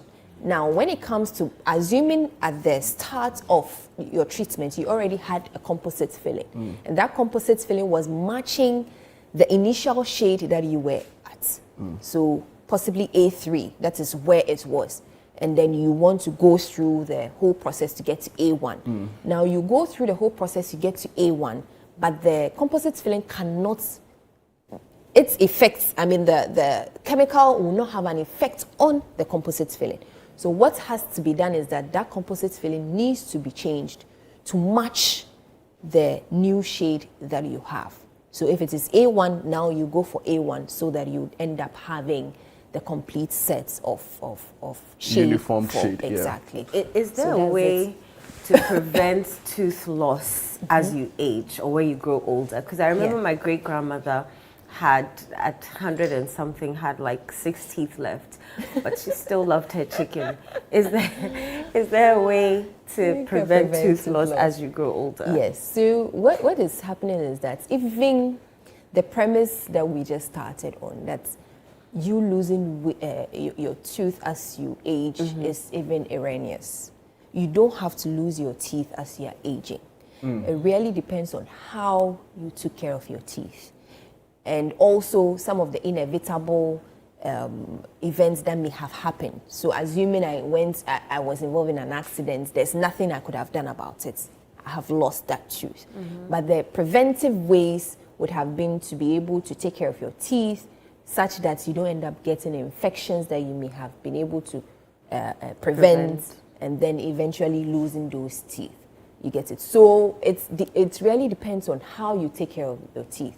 By brushing, by flossing, by making sure that, as you are aging as well, you are visiting and then you are having all your dental appointments at the right times. So that alone should be able to give you good and healthy supporting structures, and eventually you should be able to. Some people are very old and they have all their teeth in their mouth. Others too are old and then they have certain. So the only thing is that there's some genetic predisposition of you having to lose teeth as a result of possibly the periodontitis that I spoke about. Right. So that's, and then also as you age, some of these chronic conditions come in. like diabetes, you know, and all of that. And if it is not well controlled, you may end up losing some of these teeth. But if you are able to systemically make sure that all the chronic conditions are under control, and then you are having your regular dental visits, and then you are also doing your regular cleanings, morning and evenings, I think you should be able to even keep all your teeth to your brain. Why are braces so painful? You know, for some Braces people, are painful. Some people say they are. I haven't tried them more yet. aesthetics than, you know, like, Because you know, I feel like I would like to get braces, but I don't understand why, as old as I am, I should get metal in my teeth. And I know there are other options, the clear one. Yes. But people like it because back in the day, it was, now you can it make was it a colorful. status symbol. No. So I kid you not, like people wore braces because I know, but like there were genuine concerns for them. Reasons for that. Okay, so braces are basically, so they are fixed forms of appliances that help to orthodontically move teeth or move teeth to certain areas or to be able to help you get the right bite. Okay, so that's the upper teeth and then the lower teeth. Some people, I mean, braces, there are a lot of indications for braces. If people are not too happy with the multiple gaps they have in their teeth, they want to reduce those gaps or the multiple diastemas. Others too, it could be that it's crowded. Some of the teeth are overlapping the others, and then this makes it very difficult to clean, and then eventually you may predispose yourself to all of these infections that we are talking about. So now you want to straighten the teeth back so that now you would have easy access to clean the teeth. You get it? And then also some people may think that, okay, my teeth, when I smile, it looks very, there's something, an increased overjet or overbite. So, I end up having an incompetent lips. So because I have an incompetent lips, it means that predisposes me to getting trauma or getting it traumatized. So there are a lot of indications for wearing braces, but as you said, yes, aesthetically people think, but I think that is wrong because wearing braces also comes with its own responsibilities. Responsibility of having to clean a little extra than if you do not have braces, okay? Because if you don't, it means that it's going to stay there and then you end up with cavities and then all other infections. So it really depends. You know, very finally before we go, right? And thank you for your insights into this. What toothpaste should we be using, right? Like, you know, I go on the market, and to be fair, I don't really trust all of the endorsements from, you know, like somebody's selling charcoal toothpaste, someone's selling herbs, and someone's selling, I'm sure there's even like palm nut and all of this. You're like, what should we look out for? You know, because I see some on the market and I'm wondering, right? Okay, so it really depends on, one, it should be fluoridated. So I mean, there are a lot of schools of thoughts with even this fluoride. It's a whole topic that we can even talk about. Yes. But ideally, it should be fluoridated. It should have the right quantities of fluoride that will help strengthen the teeth. Because anytime you brush your teeth, at least the fluoride will be able to be incorporated within the whole system of the teeth and then strengthen it and make it stronger and then make it very immune to getting attack from any bacteria in the mouth. That's one. The other thing is that you should look out for the abrasive content. So the abrasive contents are usually that content within the toothpaste that helps to reduce the stains on your teeth. And these abrasive contents differ from one toothpaste to the other. And it helps to to reduce the stain levels. But then as it is doing that, it also would affect the sensitivity of your teeth. Some people may use, let's say, Colgate, and then they would end up having sensitivity.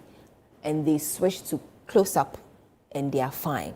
Others may be using Close-Up, have sensitivity, but then they switch to Colgate and they are fine. So it really depends on the individual and how you would be able to withstand the abrasive content. So just make sure that there's fluoride, there's good abrasive content that should be suitable for you, and then stick to a particular brand so that if there are any problems arising, you can easily make the associations and then switch to the other one. So fluoride, abrasive content, and then it should be FDI endorsed as well. FDA, FDA, yes, FDA endorsed, and I'm sure all the ones that are on the market should be good enough to be taken and then used. Doug, thank you so much. I feel like we should do a part 2 because I want to know more about the braces and the dentures and all of that. Yeah, definitely. So we definitely can do a part 2 of tooth. Thank you so much, Dr. Adam. Always a pleasure to have you. Thank all right, you. Right now we're heading to the Ashanti region, where, you know, the ban on tomatoes, the women have been speaking about how that ban will affect us. We'll start from Accra first, then move to the Ashanti region. Watch this. The situation is different in the Greater Accra region, as some traders at the CMB cargo market have welcomed Burkina Faso's decision to suspend tomato export. They cite safety concerns after the reported killing of Ghanaian traders, while noting they have alternative sources within the sub-region. Young Sankrofon, so Bukwala for no more say, and he said, Abayam Bayam be Binama Boy and say, Crofobili DA, and Sania Kona protect Ghana for na, Eco Funny and Money dear, and Quebec Boye. Nayana will be a lady and Aquanus Waitre, who bet me an Antia Bess a Fiha, Echo a ye Adan and Sanako to Crobako. Bet me an Antia Fia Cobe say, a friend is saying, Sege and Sana got to Crobako, and he said, Yanya, admiring Amboyan, Ampe will be a belly dear. Omokonangrofonco Shama, Bibia, anyhow. The traders say the development highlights deeper challenges within the regional tomato trade. They warn that the situation could hit traders in northern Ghana hardest, as many depend largely on Burkina Faso for their tomato supply. Said Usamrea, yet Minya Biwo. Togo, Edeba, and I think of being so Nigeria, Benin, Edeba, and your own Muniaman in Ibagana here. And in your the name in Nay, if you Togo, and a buyer. Yes, I was short to be, and also in Nigeria, and Eba, Nigeria for Niamano Boye, Togo dear boy, Benedian so a boy, and Tiniamani dear, say Uncle cry, it mean ye be a ha a boy. Ye move in Mudia, high. Na yenuanum kumasefo ne de omuntimi mha embefa nti omudie mi hu se ene omo amotechi man ne asefo de omudie be ha wom ba yeyan ye wa Accra de Benin ni Nigeria de ba nti yeyan no bi kakra na omo amowo kumase line na omudie be ha adwen kakra. The traders stress that boosting local production remains the most sustainable way to reduce reliance on imports and cushion the country against future supply shocks. Abai omo money, dam corona assassinate rich, ye yentosi osono. Omo money, no to dam kese also, ye bi mo aye ni mu se na kwa ye faso ye betuma ye ntosi no abo ho ban everything diano e peble kura dresses in kura ye betuma ade aye den ade ye dwuma no aye ye no aban ombo no ho ban Sasa ye hu de anya ade aye adai. The current dilemma for traders is one of uncertainty. The military-led government of Burkina Faso has, as of Monday, March 16, 2026, imposed a ban on the export of tomatoes to other countries. Authorities say the decision is aimed at protecting domestic supply, but it is expected to have significant consequences across the sub-region. At the racecourse market, traders warn that if the ban persists, many could be pushed out of business, while others may be forced to increase prices just to stay afloat. So you stop who says, yeah, you need to be a Ghana dear Yamai, Benananom, and I'm home and one snap dear BBA. And to say, Abba impromptu say no, you who dear, I will grab in my draw, I'm a Samoa to ye. Ghana dear so cry so mayo, says I can't remind Sansana Ghana and Tosiaba. And Tosi bind a bedding or may mock up Sagana dear Baba. Yan penning for Mom wire, Burkina Faso as a promote to me and Tosi so many ye. I don't Ghana high to me and Tosi money ye. I was some of boy massa season where no, ya swas African have come out more, Nina Monocrano crano, ya home and here, papa. Some traders describe the situation as a wake-up call for the government to prioritize investment in local tomato production as a long-term solution to recurring supply challenges.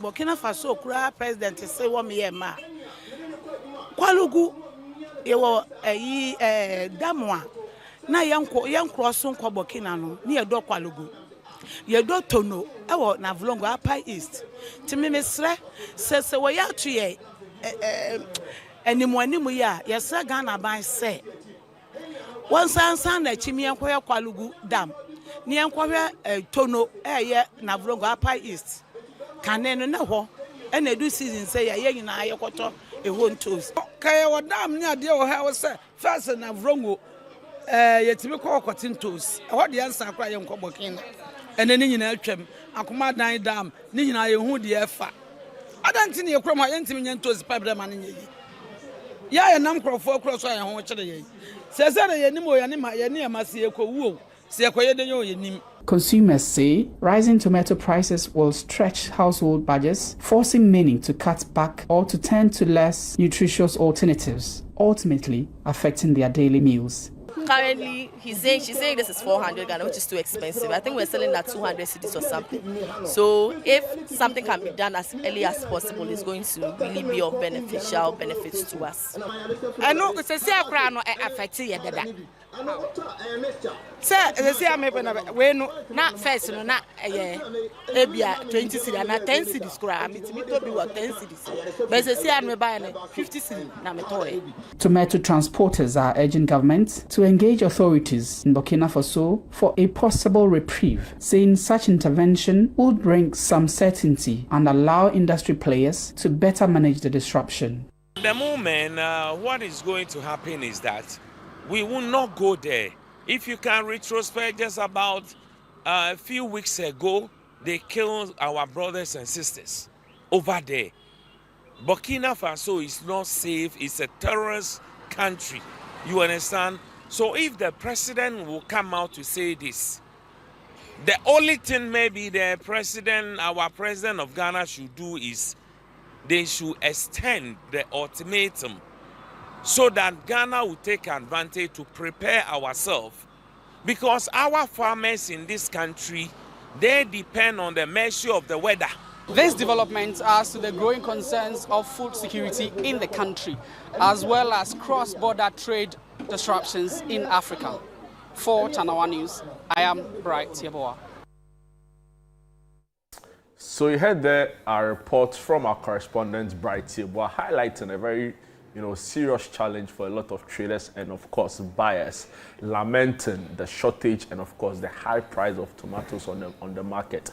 There's some history to this, right? And if you listen to some analysts within the space, they are quick to point to the issue in Burkina Faso where 8 compatriots were killed in a terrorist attack in the area, of course not linked to a direct attack on Ghana. According to some security analysts, they were caught in the crossfire and it wasn't as though they were targeted for those kinds of attacks. But that has brought to the fore again issues around food security, particularly with tomatoes, and we are being told that it threatens to be a very serious challenge. The Deputy Agricultural Minister, John Dumelo, is on record to have said that in the next 4 years, Ghana can be self-sufficient when it comes to farming and producing tomatoes. But a lot of people are concerned that how long should it take for us to be able to achieve this, right? And I don't know, but we've been joined by a member of the Peasants Farmer Association, and they have serious concerns with this. The last time they were in the news, they raised concerns around the buffer stock and rice production, and we'd love to hear their thoughts on this ongoing issue. We've been joined by a member of the association. Let me just Bismarck Owusu-Nortey. Yes, Bismarck Owusu-Nortey. Good morning, sir, and welcome to Sunday Breakfast. Hello, good morning, you and I hope you're doing well. I'm doing very well by God's grace.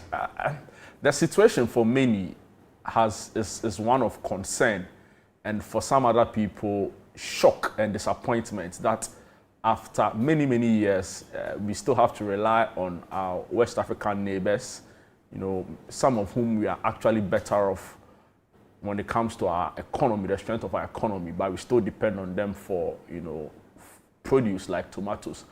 As an association, how concerned are you on this issue? Yeah, good morning again, and good morning to your viewers and listeners.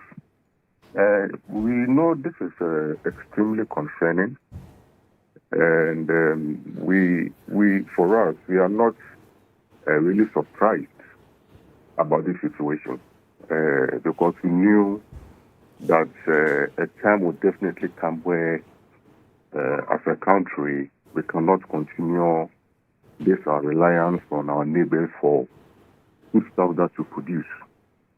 This is actually not the first time that these kinds of things are happening.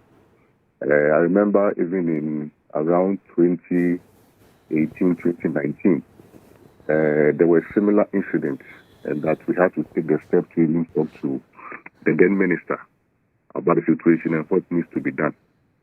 The disappointment stems from the fact that despite several engagements with governments, both past and present, it appears that we are interested in just putting in place ad hoc and knee-jerk reactions as against sitting down as a country to clearly have a plan to ensure that these things that are happening with our neighbors does not have an impact on us.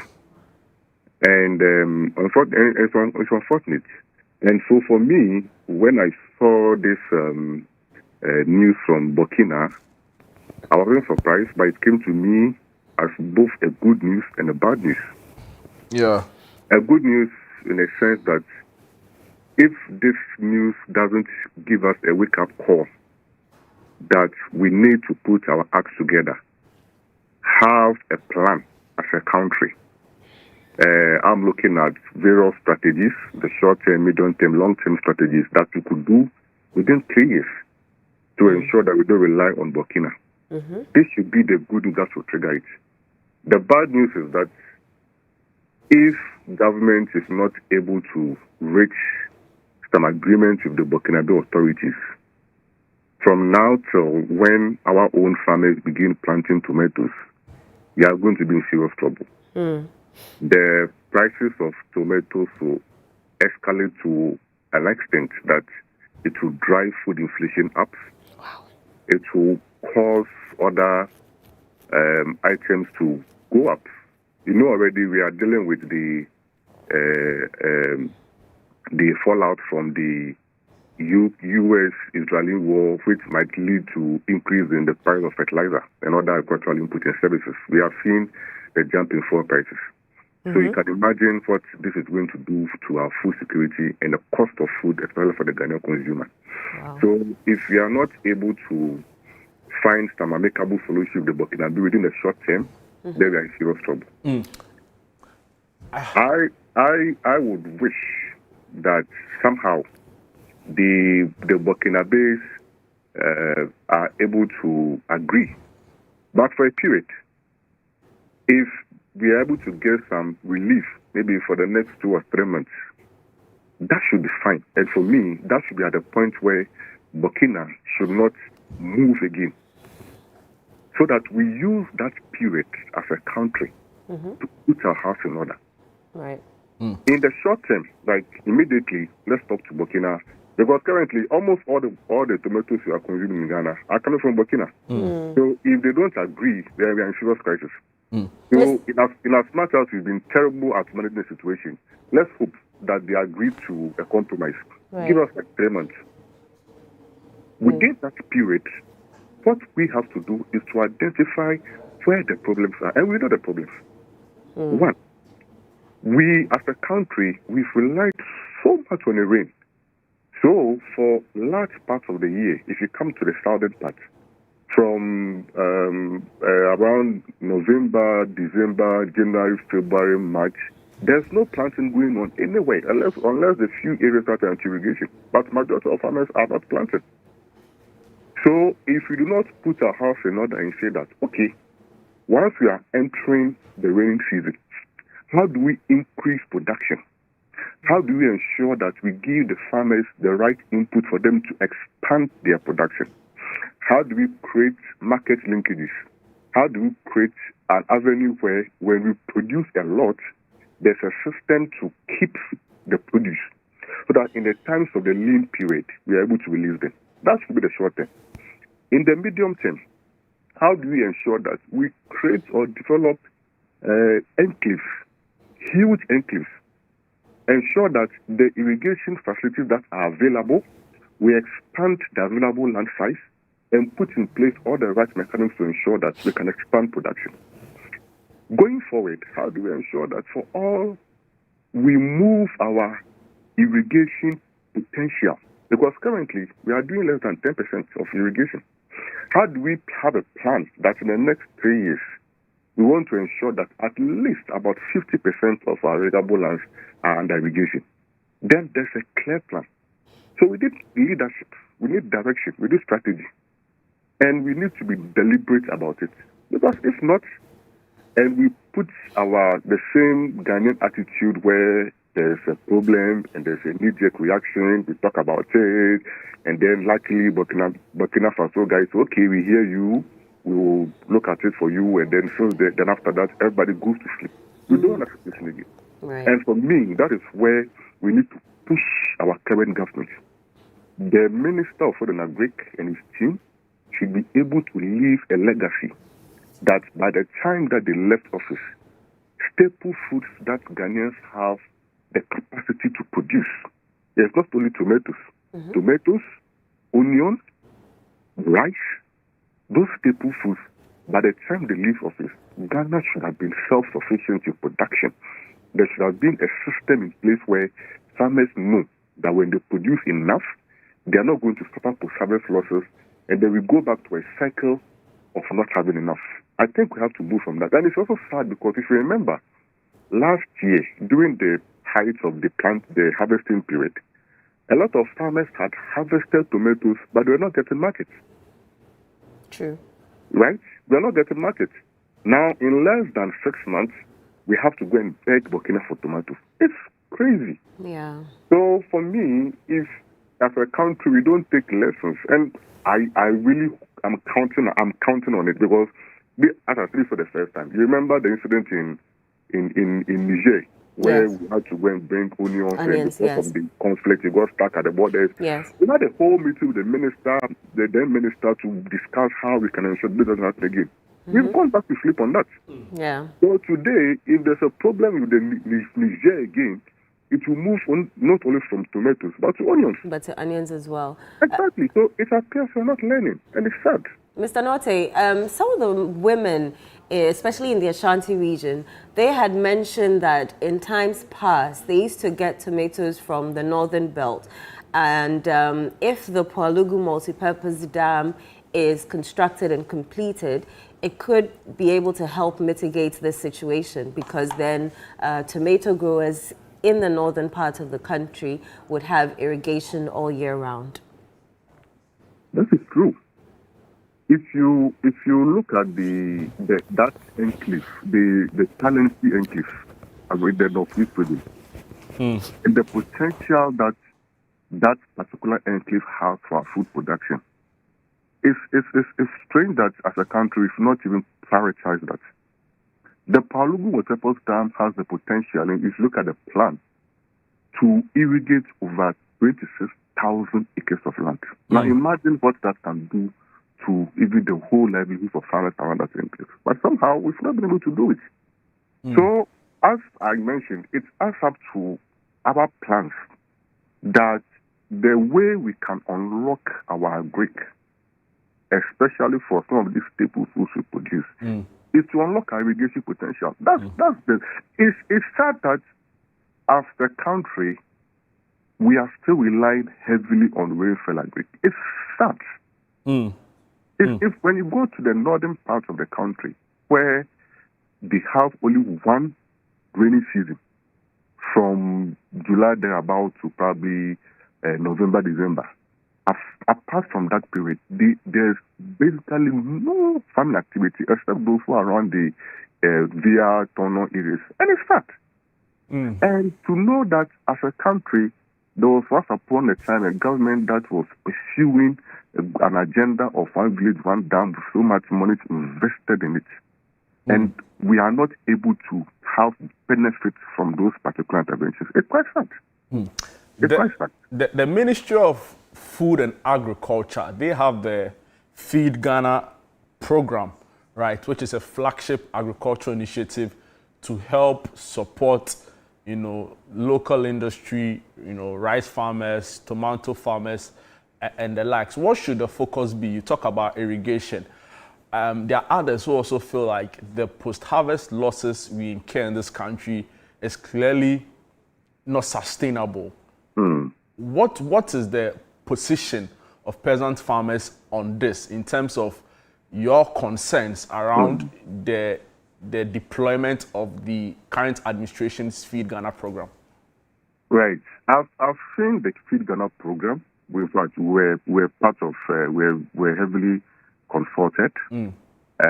If you look at the document, it's quite spells out clearly what needs to be done.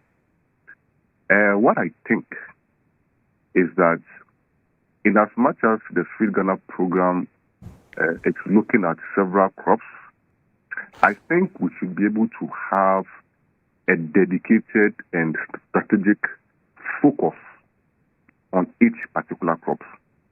So even though the document is looking at rice, maize, sorghum, poultry, it's fine. But for each particular value chain, we should really have a whole plan and strategy for the value, because the value chains are different. If you take tomatoes, in terms of what is needed for production, what is needed for planting, what is needed for storage and processing, they are different from rice. So if you lump them together, we are giving support to farmers to produce what they are doing, it becomes a problem. So what I think needs to be done is that for each particular value chain, we should be specific. And we should be able to target value chains that we are spending so much on them for input when we have the potential. Like the rice, the tomatoes, the onions I spoke about. That's what we should do. And you are right. One of the biggest disincentives for farmers is when there is post-harvest loss and they are not able to recover their investment. It's a big turn-off. Today, a lot of farmers who are at the irrigation site and are producing maybe tomatoes or onions, they will be cashing in on this current situation, and they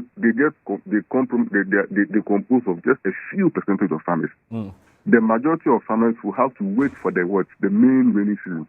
And what happens is that during the main rainy season, because everybody is doing the same thing, there's glut. And that is not an incentive for farmers. We should have a system where both during the main and then during the lean season, we have stock plants. And that's I'm saying that addressing the post-harvest is critical.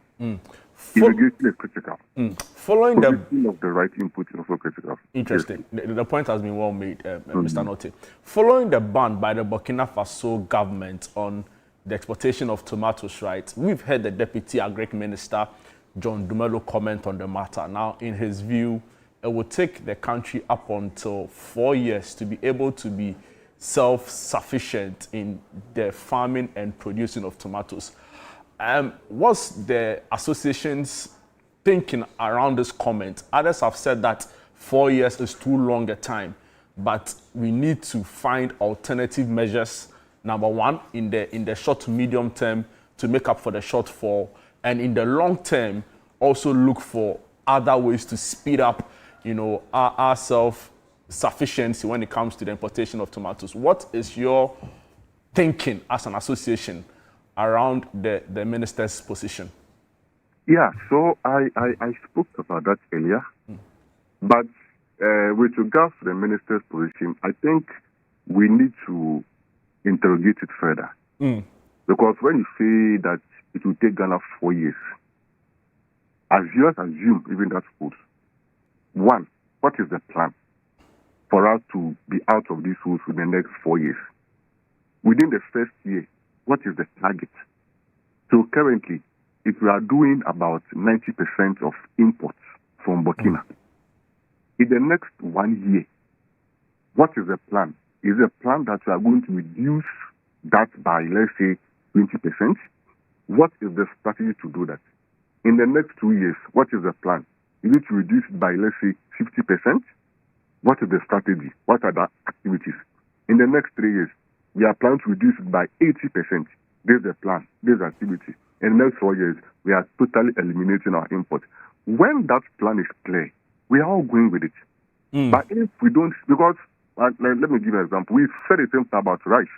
In 2019, we made the same promise that Ghana will be self-sufficient in rice by 2026. We are in 2026, but we are still importing rice because we do not put in place clear milestones, clear indicators, clear actions what we want to be doing. So that's how I was calling that. The ministry needs to bring together the stakeholders.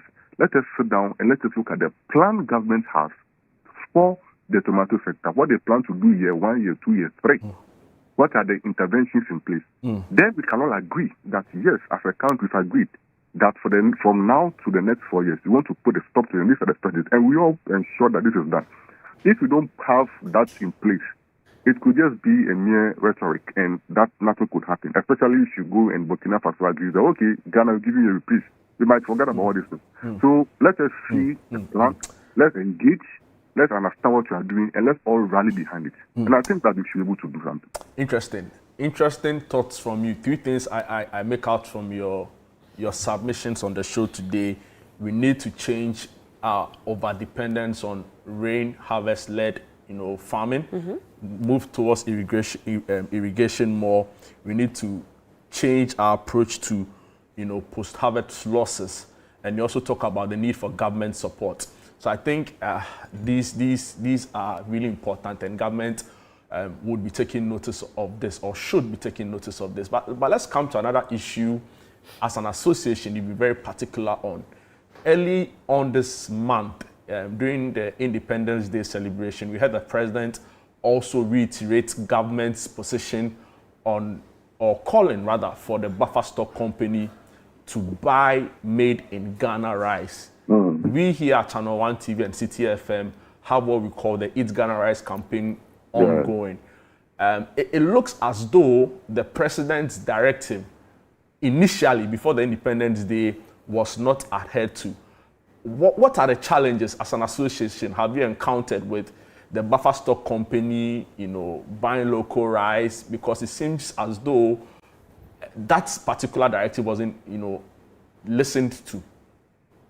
Yeah, on the rice issue, I say that with a very heavy heart. Because one, when we started agitating about the fact that we're not getting the market for our paddy, that's when we heard about government allocating 100 million cedis to NAFCO. The thinking was that when that money was released to NAFCO, NAFCO should be able to engage all the key rice players in the country, whether they are aggregators or the millers or whatever, so that they are able to mop up the rice from the local farmers. Somehow, NAFCO was able to expend all that money, but we do not know how that money was spent. Almost all the rice farmers that we know, the aggregators that we know, the millers that we know, none could even attribute the fact that NAFCO officials came to buy their produce, or any of the NAFCO assigned companies came to buy their produce. So that's the first thing. So the issue even about transparency, where the money went to, it's a whole issue, we don't know. Then we continued agitation until we heard that there was an additional 200 million cedis for NAFCO to again do the mop-up. Again. But this time, NAFCO did some engagement, set up committees, we were part of the committee, we're expected to bring data of our rice farmers who had rice and the quantities, and we did all that. Up to now, we don't have any way forward on that. Right. And it's over almost 3 months.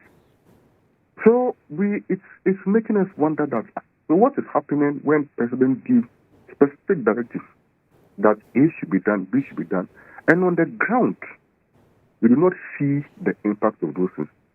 So it's sad, and especially when you hear comments or you hear reports, some of your members are giving reports that sometimes they pick signals that some of the companies that were giving this contract were buying foreign rice instead of the local rice, or people are still bringing in rice from unapproved routes. It makes the situation very murky. Almost every single day, I'm inundated by calls from my members that they have rice, they have maize, where are they selling? They have cassava, and it's going bad. And it's sad. It's a very, very sad development. And I really, really hope that something drastic is done by government. Because, as I said, if you don't do that, you cannot convince the farmer to go and plant this planting season because he has stocks that he has not sold. The person has already taken loans from either banks or friends. He's not able to repay. So on what basis is he going to get another money to go and start the new planting season? And I'm saying that the Feed Ghana program itself may be at risk if government doesn't address this post-harvest crisis or this market crisis in the rice. If they don't, the Feed Ghana program might be at risk because you can't incentivize someone to go and plant when he hasn't sold his previous goods. So I really hope that between now and when the major planting season starts, we should see some clear actions by government to help these farmers who are suffering. If not, we are in serious trouble. Mr. Norte, I think my final question to you would be, what should we as consumers, what should the market women in KJTI and Makola be expecting in the coming weeks? Shortage, higher prices, what should we be expecting? But I think it's commodity specific. I wouldn't generalize that. For tomatoes, as I mentioned, because of this development in Burkina, if you are not able to get some good compromise, it will be very bad. For commodities like rice, it's mixed because there's still a lot of paddy in the system. There's still a lot of rice that are in the system that farmers would want to sell. So that avenue will still be available. For onions, the same thing. We are still importing onions from Burkina. We've not heard of any conflict, so probably it might be stable. What might worry is that if the farmers who have, for instance, the rice now, those who have the maize now, those who have harvest and they are all going back because they're not getting market, if they do not get any avenue to sell them, they might not be able to produce enough for this particular planting season. Right. So what might happen is that for this planting season, productivity might be low. And what happens if productivity is low, then it means that what the price of these foodstuffs might go high. Right. The point that we also have to take note is that we are likely to see a higher cost, increased cost of production, because currently fuel prices are going up, so that will also translate into high price of services. For those who are going to tractor, they need to buy fuel, they need to buy diesel, all those prices have gone up. Fertilizer prices might shoot up because of the crisis in the U.S.-Iran crisis. At least for fertilizer, the president says for this year it's free. The problem is, yes, it's true, but the problem is that the government cannot supply free fertilizer to every single farmer. It's not possible. So it's definitely some farmers who might benefit, but the percentage we can't even tell unless they start the program. So there will still be a large chunk of farmers to be buying fertilizers at the market prices, which will be quite high. So production costs will be high, and if production costs are high, it means farmers also produce little. Right. That will mean that going forward, the kind of abundance of food that we saw probably last season, we might not enjoy the same this season. So maybe we should be bracing up for some increase in price of food. Wow. Unless something drastic is done within this period to ensure that farmers are a bit relieved, and then maybe that situation can be normalized. Mr. Bismarck Owusu-Nortey, always a pleasure speaking to you. You're welcome. Thank you so much. Jude, you mentioned 3 pointers from his interview. Yeah. Highlight them again before we go on break. So clearly he makes the point for the need for irrigation farming, right? Broad-based irrigation farming. He has pointed that we depend so much on, rains, and it's not sufficient. With all that's happening, climate change, it's very likely that if there's a disruption in weather patterns, then we are all at the mercy of it. Yeah. So government should focus on that. He also talks about the fact that government should support these farmers, right? Exactly. Meet them halfway, give them incentives, let them grow. The third point I wrote here is on adding value, right, to reduce post-harvest losses. And these are things. My pain in all of this is that we've been saying this. We've been saying this for a long time, over and over again. And it makes you really wonder that if Burkina Faso, with all of their political struggle, is able to be self-sufficient in tomatoes. Like, compare GDPs, right? And let's not believe the propaganda that sometimes you see on social media trying to create the impression as though with the coming on board of the new regime in Burkina Faso, they are so much better than us. I see people post videos of like this really big statue they have and they are raised to say, oh, they are. It is not true. It's not true. A lot of the time, there are also a lot of propaganda around some of these attempts at democracy and all of that to create a false sense of reality. Yeah. Back to the issue. We are so much better, and we have so much potential as a country, but we don't seem to be able to grasp it. Yeah. I remember, see this rice thing, for example. Yeah. Why should people be crossing the border to Togo to buy rice because it's cheaper when we have so much potential here? Go to Abeyime, for example. Look at the rice farms we have there. Definitely. So for me, I struggle to understand why we've not been able to, as a country, grasp this. And we've heard from the Peasants Farmer Association, right? But I want to also add that government is a continuum. The previous administration started something a lot of analysts within the space said was a good idea. I've listened to Professor Roger Canton, solid agriculturist, right? Yeah. He's been on this show, on our platforms a lot of times, talking about the fact that, see, we need homegrown solutions. Now, previous government starts planting for food and job, rearing for food and job. It was a great initiative, right? It was one that held so much potential. Then a new government comes on board.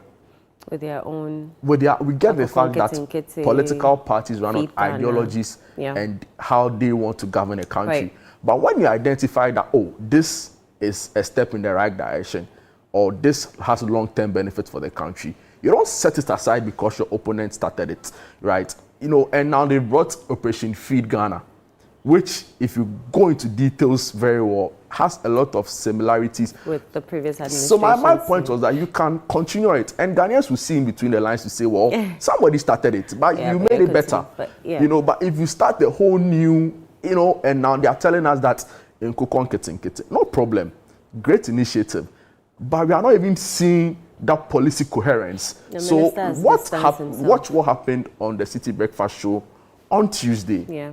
You have a minister for special initiatives going around sharing the chickens, right?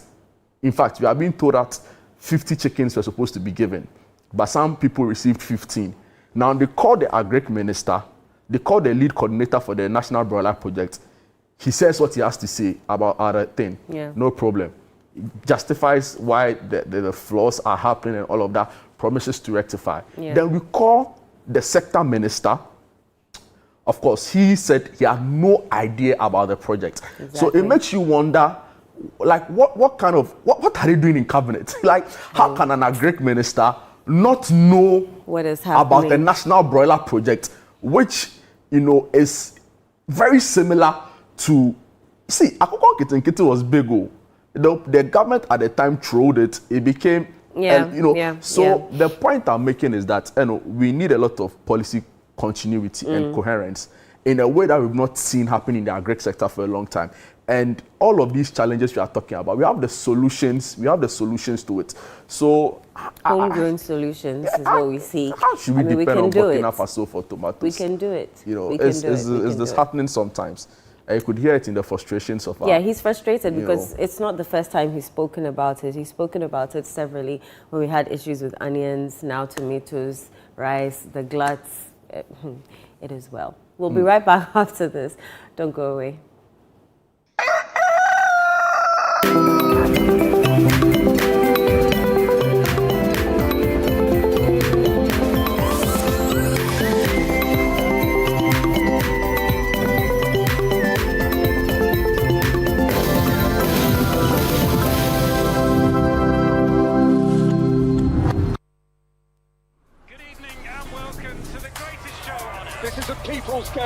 They will be bubbling about this one for weeks and months to come.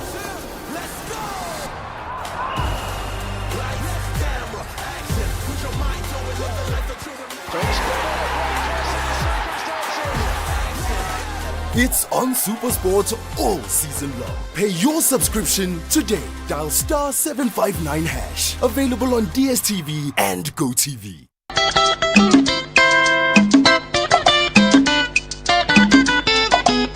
Channel 1 TV is celebrating Okyeame Kwame, the cultural icon, the musical genius, and the philanthropist.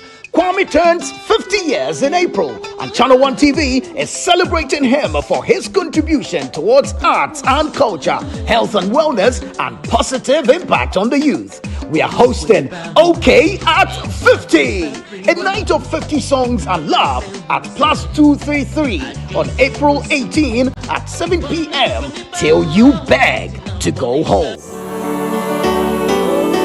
Dedicated to my stable girls. It's a one-mic chair. Featuring an all-star lineup of Ghanaian artists who have been impacted by this legend.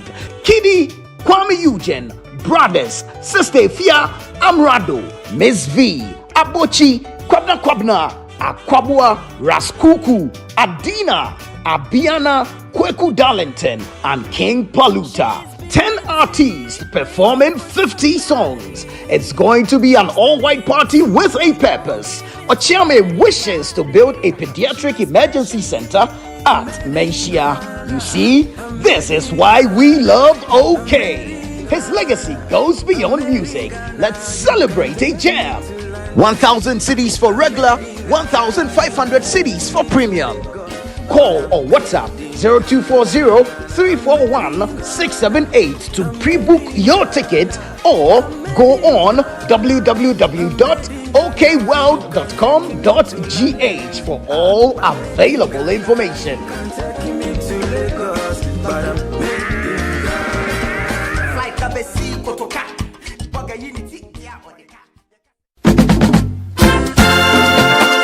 Feel the energy and reconnect with your roots this March at the Back to Your Village Food Festival 2026. Join us for a celebration of Ghanaian culture and cuisine from all across the country. Northern, Akan, and Southern villages will all be represented. It's more than just food. It's about culture, family, and memories that last a lifetime. Let's come together this March to discover the flavors that make us who we are. The date is 28th and 29th of March 2026. Venue is the A4 Sutherland Children's Park. The time is 10 a.m. through till 6 p.m. each day. Interested vendors can register by calling 0205-973-973. The Back to Your Village Food Festival 2026 is powered by Channel 1 TV with support from 97.3 City FM and is proudly sponsored by Ecobank, Gino, Didi Sheto, and Munchie Biscuits.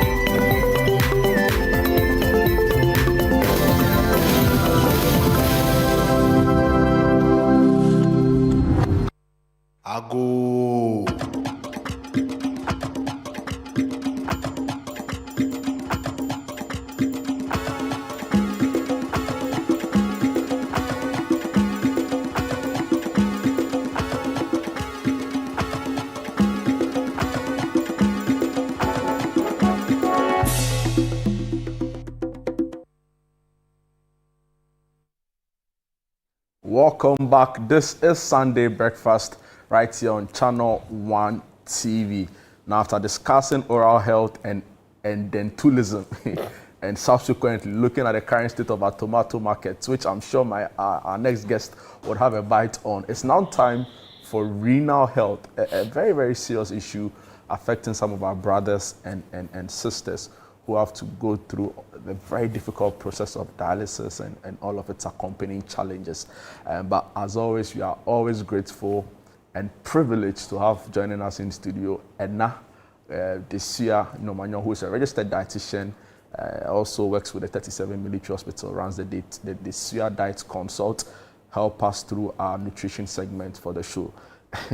And good morning. Good morning to you. You have to leave the cup for me. It's reminding me of the Cuba Revolution days. Fidel Castro and the likes. What it's it. If you leave for me where you are going. Yeah, I'll wear it on the show next week. You form. Welcome. No man. Yeah. Thank you. Just going by, we're discussing tomatoes. I just want you to, in a minute, right? Right now, the thing is expensive. You can't buy. So what should be the alternatives we can look at for a nutrition balanced meal before we delve into concerns around renal health? Okay, so tomatoes has become, as we say, cocaine. It's crazy. Very, very expensive and very difficult to get. Yet most of our Ghanaian meals are unfortunately it's difficult to take tomatoes out of most of our Ghanaian meals. But we have to be creative, okay? I was telling a few friends out there that now I prepare my light soup without fresh tomatoes. I prepare most of my meals without fresh tomatoes because pumpkin is giving me the color and the taste. Pumpkin is even sweeter. Okay, so you look for the substitutes. You even have, unfortunately, gardeners is also expensive, but not as expensive as the fresh tomatoes. Contomere, you can do your contomere stew or abom without fresh tomatoes. You can prepare your beans and palm nut soup without fresh tomatoes. Okay, I am afraid the way lots of us are running to tomato paste, which is very unhealthy. So let's rather play with our fresh vegetables. And the quick substitute is either carrots or carrots. Pumpkin. Yeah, carrots. Yeah, here carrots is, yeah. Yes. How about tomatoes? Tomato paste. Tin tomatoes is not an option. Really? Yes, tin tomatoes is not, because it will give you the sodium, like the renal patient I'm going to talk about today doesn't have to even do tomatoes that much. So for a renal patient, the scarcity of tomatoes is kind of a good thing. It's not a bother because they don't. Let's segue.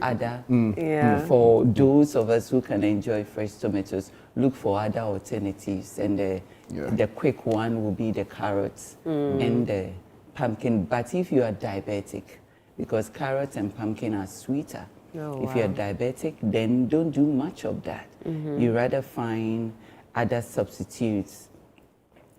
So you will get your color for your light soup, and you wouldn't need much to give you that color and sweetness, so you can still enjoy your light soup. If you are diabetic, of course, you are not supposed to take the tomato paste or the tin tomatoes anyway. So tin tomatoes not being an option for the color of our light soup and most of our meals. Let's use the carrot and pumpkin. And what about beetroot? Quickly. Beetroot, yes, but not much. Not much, just a little just bit. a little. Of course, you need just a little. So I tried the pumpkin and a little beetroot on my light soup, even for commercial purpose, and it came out very well without tomato paste. Interesting. Yes. Right. And we're talking about renal diet today, and renal being your kidney. Yes. And your kidney health. How essential is their diet to their health? Very, very. So what we eat, or we are supposed to eat to live, as I always say. So the food after we have eaten the meal, the body has to process it. Right. And the kidney is supposed to help clear the waste after consumption or absorption. So what gives the kidney the burden is the potassium, high potassium level, right. Phosphorus, sodium, okay, and protein, okay. So depending on the stage of your renal disease, in the early stages, without dialysis, your doctor will ask you to reduce your protein intake, okay? Right. So you will have to reduce your protein intake and also reduce sodium. Sodium is salt, let's say salt, what we get, and reduce potassium. You might not understand potassium, but potassium and phosphorus are available in most of our meals. So as a Ghanaian, what do I eat to reduce the burden on my already impaired kidney? So before you are put on a renal diet, know that your kidneys are weak already. So you don't have to burden it with a lot of waste. Therefore, your choices of food are supposed to be carefully planned so that your kidney can regain its integrity, or you slow down disease progression drastically. Right. So that is the purpose of a renal diet, to help you restore the integrity depending on the stage, and also to help you slow down your disease progression. So as a Ghanaian, we are quick to go for our staple. So how do we prepare them, or how do we select them to have a kidney-friendly diet? That is the focus of a renal diet. So a diet that is friendly for an impaired kidney. Okay. So what should they be eating? Okay, so we have some pictures on the screen. We will start with... Is that brown rice? Yes, we get there. Go back to the other picture. Yes, so we will start with the maize. Okay. So we all love our kinky. Yeah. Okay. Okay. For a renal patient, don't forget that salt is not good for you. Okay, so no salt at all. Yes, most kidney diseases are secondary to hypertension and diabetes. Right. Okay, so salts will be out of your meal or reduced drastically. So if we are choosing kenkey, we are not saying don't eat kenkey, but between fanti kenkey and gan kenkey, which one is good for you? Okay, so we understand that, or we all know that there is no salt in fanti kenkey. That is a good fanti kenkey, but there is good amount of salt in gan kenkey. Okay, maize is good for you as a renal patient, but the type or how the maize is processed. Okay, so we're looking at fanti kenkey, gan kenkey, and akplen. All these being maize. Okay, fanti kenkey is good without salt.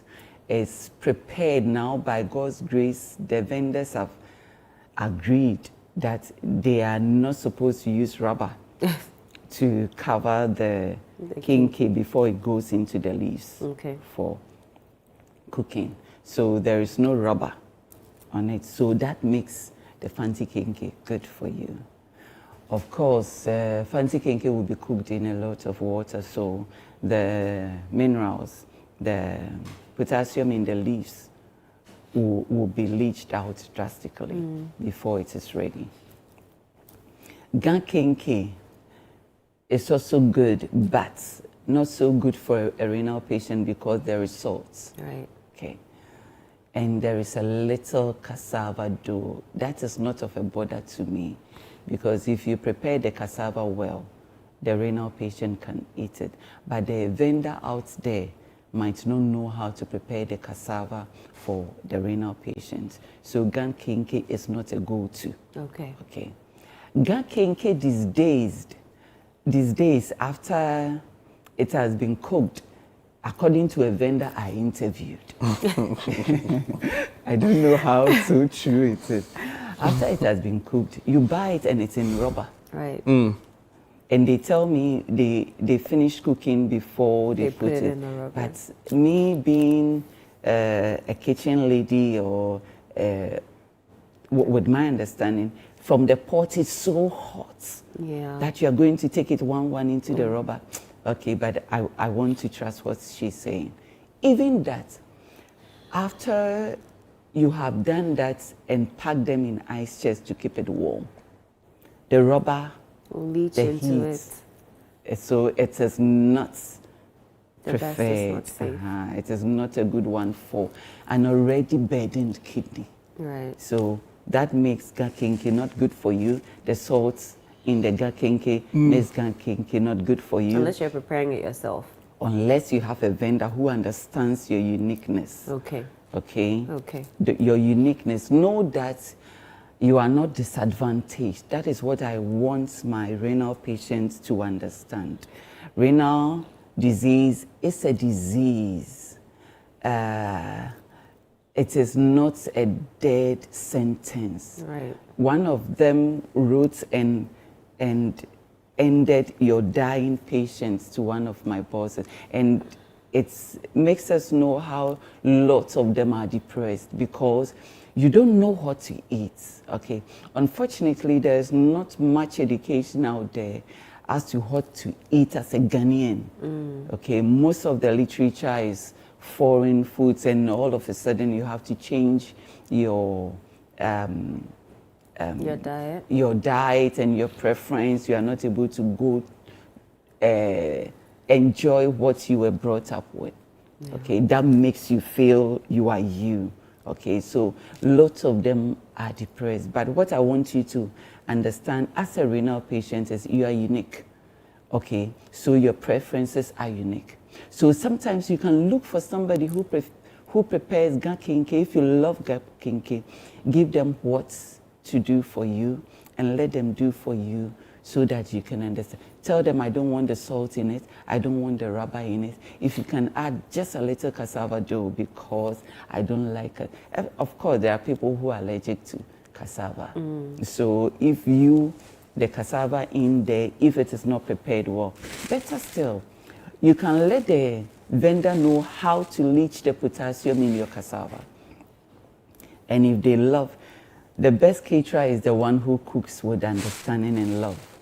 And so if they love you, they will do it for you. And most of them will love to do it for you. So they will leach it and use it to prepare the kinky for you so you can enjoy your meal. Right. Okay. In the absence of that, kinky is not good for you. How about akple, my in-laws? Okay. My husband, if you don't give him akple in a day, he hasn't eaten. Wow. So akple, yes, but no. Okay, akple is made from the dry maize. So the potassium has not been leached. So it is dense with the richness of the nutrients. And so not good for my renal patients because it hasn't been leached at all. So the integrity of the maize is intact. Therefore, you cannot enjoy akple. If you will, then once in a month or something. Most because akple is enjoyed with ayoyo or ademe, which is green, rich in potassium. Oh, right. So potassium, you can't even, some would do it with hot pepper. So if you are enjoying akple with hot pepper, like they do with let me remember, the fresh pepper they add to their fish, bobitadi. Abobitadi. That hot pepper sauce, then you are omitting the tomatoes in the hot pepper. It is still nice without the tomatoes. Then you can combine your akple, just a little akple, with the bobitadi. And depending on the stage of your renal disease, if it is early stage, please be careful with the bobitadi because it is very high in protein. But if you are on dialysis, it means you are high protein. Right. So you can enjoy the bobitadi without the fresh tomatoes. But the other properties, other nutrients in the fresh pepper is okay. That is your onions, your garlic, your fresh pepper. So the fresh pepper, go for the red one. At least it will give you the color you are missing from the tomatoes, and you are good to go. So with the maize, we know that with the maize product, we know that we will not go for bankun. If we are doing bankun, then we are taking the bankun the fancy way. So we fancies do not add cassava dough to our bankun. So I am Aguna, so I will say mbol. Okay, so we will not add cassava dough. If we have to add cassava dough, then we would have bleached our cassava before preparing the cassava dough for our bankun. Okay, we wouldn't go for the kenke. Right. Okay, but we will go for the fancy kenke. We wouldn't go for akple with ayoyo. If we are doing akple, then we will do with obitade without the tomatoes. Okay. Then our favorite snack, plantain, roasted plantain with groundnuts. Yeah. Unfortunately, because we cannot leach the plantain is one of the ingredients high in potassium, and you cannot leach it before roasting. Leaching process, you are boiling it in a lot of water to remove some of the potassium. Right. Okay, so if you do that to your plantain, you can't roast it. Okay, so we will prefer boiled plantain to not to kontomire abum, but to nyadua abum gardeners.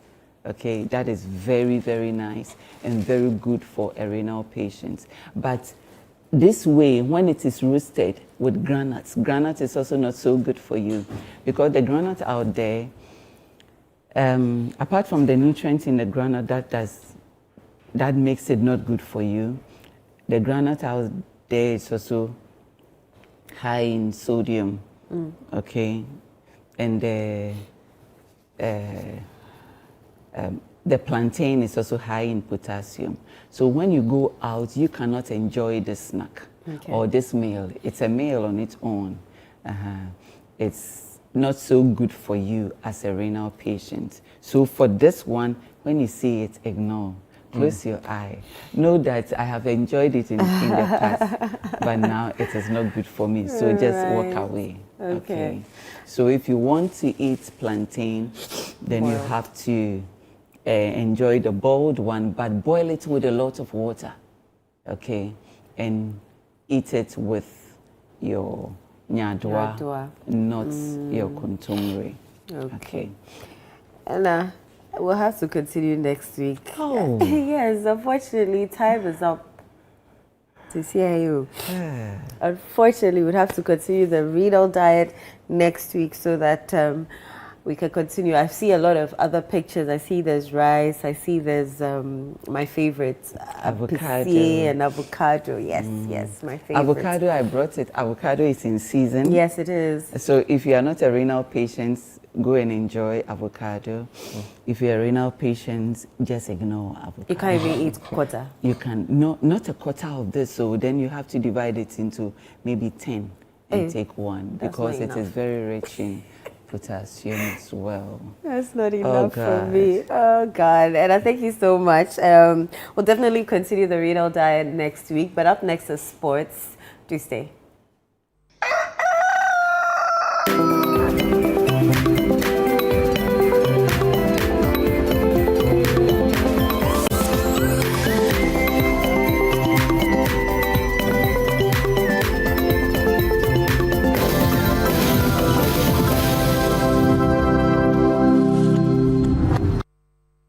Meet the Blanksons. Meet Papa Blankson, the big man. Always talking big, never following plan. Meet Mama Blankson, fire in her hands. She carries the whole house, she gives the commands. Every day is This week, Frema Idinyame steps into the world of the Blanksons family on The Upside Down Show. It's drama, surprises, and moments you won't see coming. Hello, the Blanksons. Don't you love them already? You know, whose character really looked like them? I think him. Yeah. Hey. Mrs. Blankson, how would you describe your character? I would say Mrs. Blankson is the keeper of the home. She's the one who pushes things behind the scenes and makes things, like she just makes the things in the home all come together. So, like they say, behind every successful man, there's a woman. Mr. Blankson, was there a point throughout the entire shoot that you felt, I wish I wasn't doing this? It didn't have to do with the content. Okay. It had to do with the time. Okay. The ungodly hours. I said, show. Make a date this Sunday at 7 p.m. only on the Upside Down Show on Channel One TV.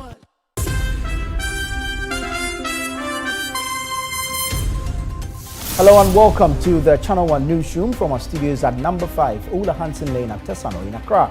I am Nanatifu Obwati. I'm Frema Edunyame. I am Umaru Sanda Amado. I am Enesafo. I am Charles Owusukumi. I am Akosia Otrick. They've given you land to build an airport, and the airport is named after them, and then you are going to change it and put your name. We hear a Jumara National Apprenticeship Program in Kokon Kete. Well, they are paper.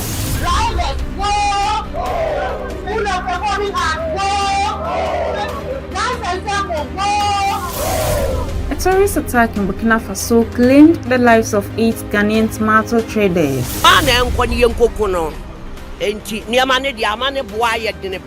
fire extinguishers, they are empty. In the market, our fire extinguishers are empty.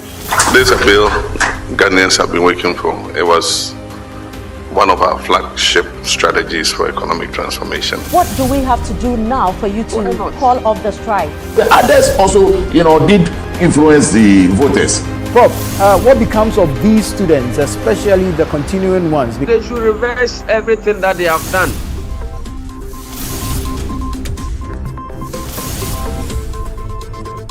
Channel One Newsroom airs Monday to Sunday at 8 p.m. only on Channel One TV.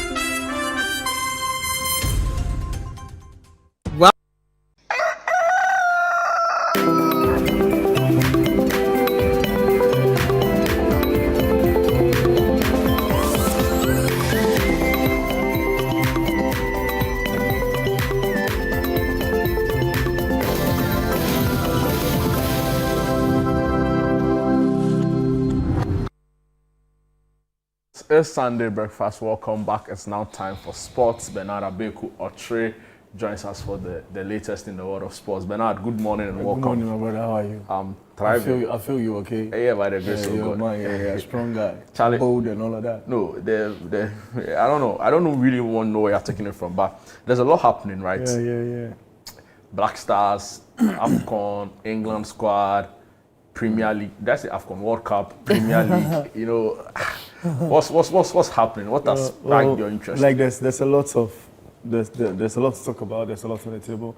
Actually, like you rightly indicate, but our jersey has sparked interest there. Yeah. Like why? They should do it again. The why is we want to tell a story to the world. The jersey started from the 1957s. With, of course, when we gained independence, we were adopted by FIFA to become part of, as in a proper football community. So, we were admitted by FIFA, the Ghana Football Association, by extension, the Black Stars. Then the jersey came into a picture. Started from white with a black star in there. Jerseys are actually how do you better put it? Retros, right? Yeah. Sort of a throwback. So we keep repeating and then improving it with bits of patterns and adding meanings to it. Right. So this is gotten from the white with the Kukwanansi thing. It's just to depict our culture, the rich heritage in the stories we tell. Kukwanansi, we know what it can take. But why Kukwanansi? Why not Ashiki Shan or Yasantua or Indira Japa or you know Gogonas is known to be the greatest kente weaver, isn't it? Yeah. But he's also known to tell a story. Tell a story about our kente. He's also known to be a shrewd, deceptive character. Yeah, but now you look at the weaving pattern in the jersey, and all we're talking about is the thoughts behind our kente. You can criticize it for all you want, but the main idea behind it is the kente piece. And who is the master, kente weaver? It's Kwekwanansi. So, we try to depict that with the black stars in the middle. Now, in the past, like I indicated, in the early 60s to 70s, it evolved from white with a black star in the middle. I recall I saw a picture where it's a Dogomoro or one of those crates, in our history wore it. And then it evolved and it got to the blend of the green, yellow, and red. Right. And, then it kept evolving. Then we had the black. The white has been in the system for a minute. The white has also sparked a bit of controversy. But you look down in our history, the white gave us the first memory in the World Cup in 2006 when we got there. And it kept on going. And again, one AFCON, I think is it 2008 or one of those AFCONs, we wore black. And people were black. Black connotes something else. Yeah, that's what people alluded to. Yeah. But it was just for the idea of the black stars. So we wanted to represent that. In our country, when you wear black, people ask you, like you wear black to office. Why are you wearing black? Are you okay? Is someone dead? So it's like, because of our thinking behind the black, the black is not really popular when it comes to the colors of our jersey. So the only thing that the designers do when we got a designer, when we got an opportunity to play in the World Cup in 2006 or 2005, 2006 season, is to add a bit of designs, little designs, so like you can see in the pattern. It's trying to, preach. At a point, it was also depicting a bit of our symbols, and its representation. So it's a designer who's gotten 3 colors to play around. So we can say, okay, we want our home jersey to be yellow, dominating. Then we'll have a yellow dominating with a bit of green and stripes of red in there, and it all has meaning. It's just painting a picture of how strong we are, how bold we are as a people in a footballing space as well.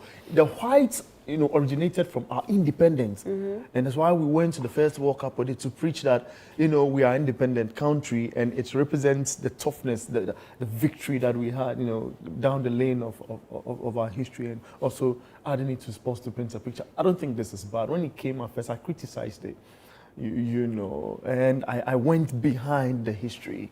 And I got to, it also changed from the 80s to the 90s, and from the 90s also, when the 80s we were dominant in Africa because we were winning back-to-back AFCONs and all of that. So, it brought that sense of acceptance, from the people.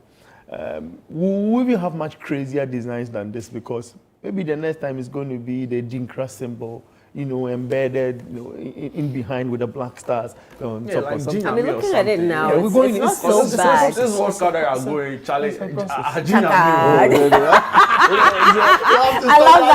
that.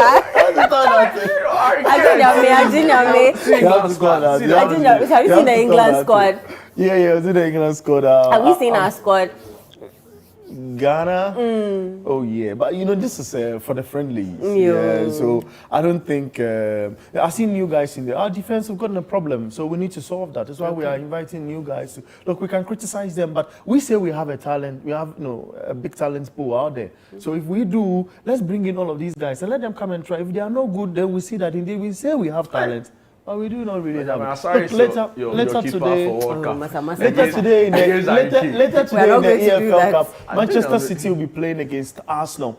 In their last 5, Arsenal has been dominant. So I feel Arsenal is going to win the trophy later today. Has this come from you? Yeah. We wish them well. That's what time will allow us for today's edition of Sunday Breakfast. Again, forgive us for the short span of time for the sports discussion. Other segments, prolonged.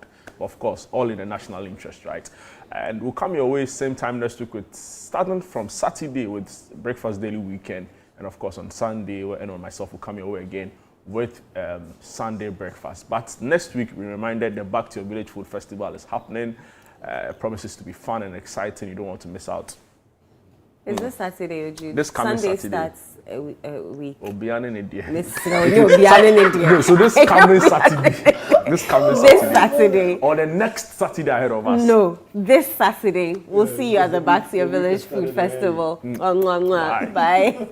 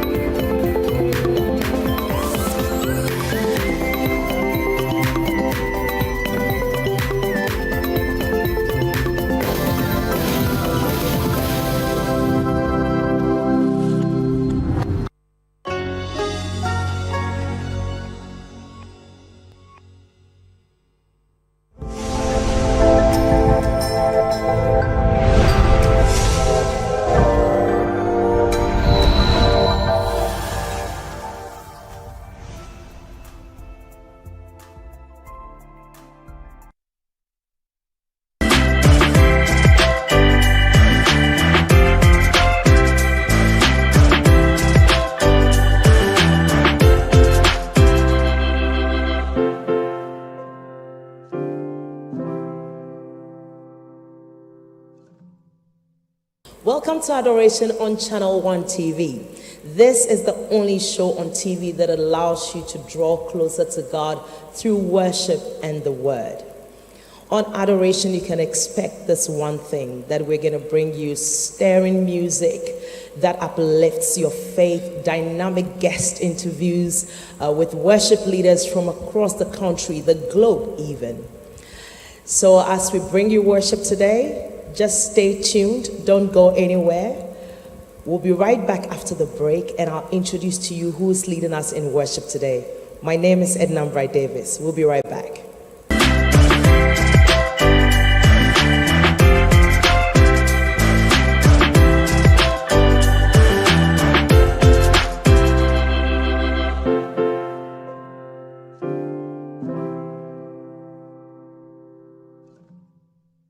Welcome back to Adoration on Channel 1 TV.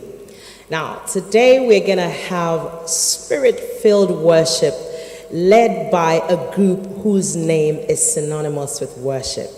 We have here, leading us in worship for the first time on Adoration, Pastor Yao Inchudazi and the Harvest Gospel Choir. Thank you.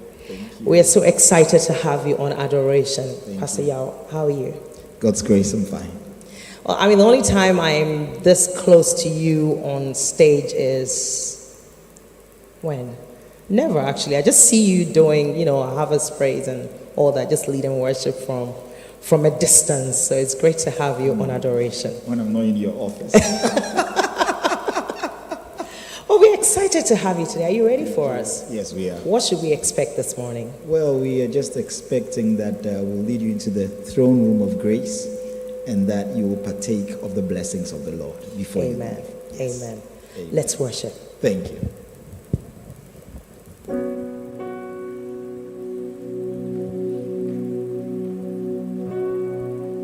We want to praise the name of the Lord. We know you know the song, but just join us as we sing it. Oh, Mema, always on time. You can't do no wrong, oh, Mema. You leave the 99, always for the one.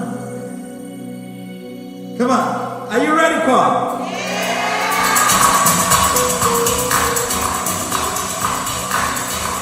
Come on, everybody.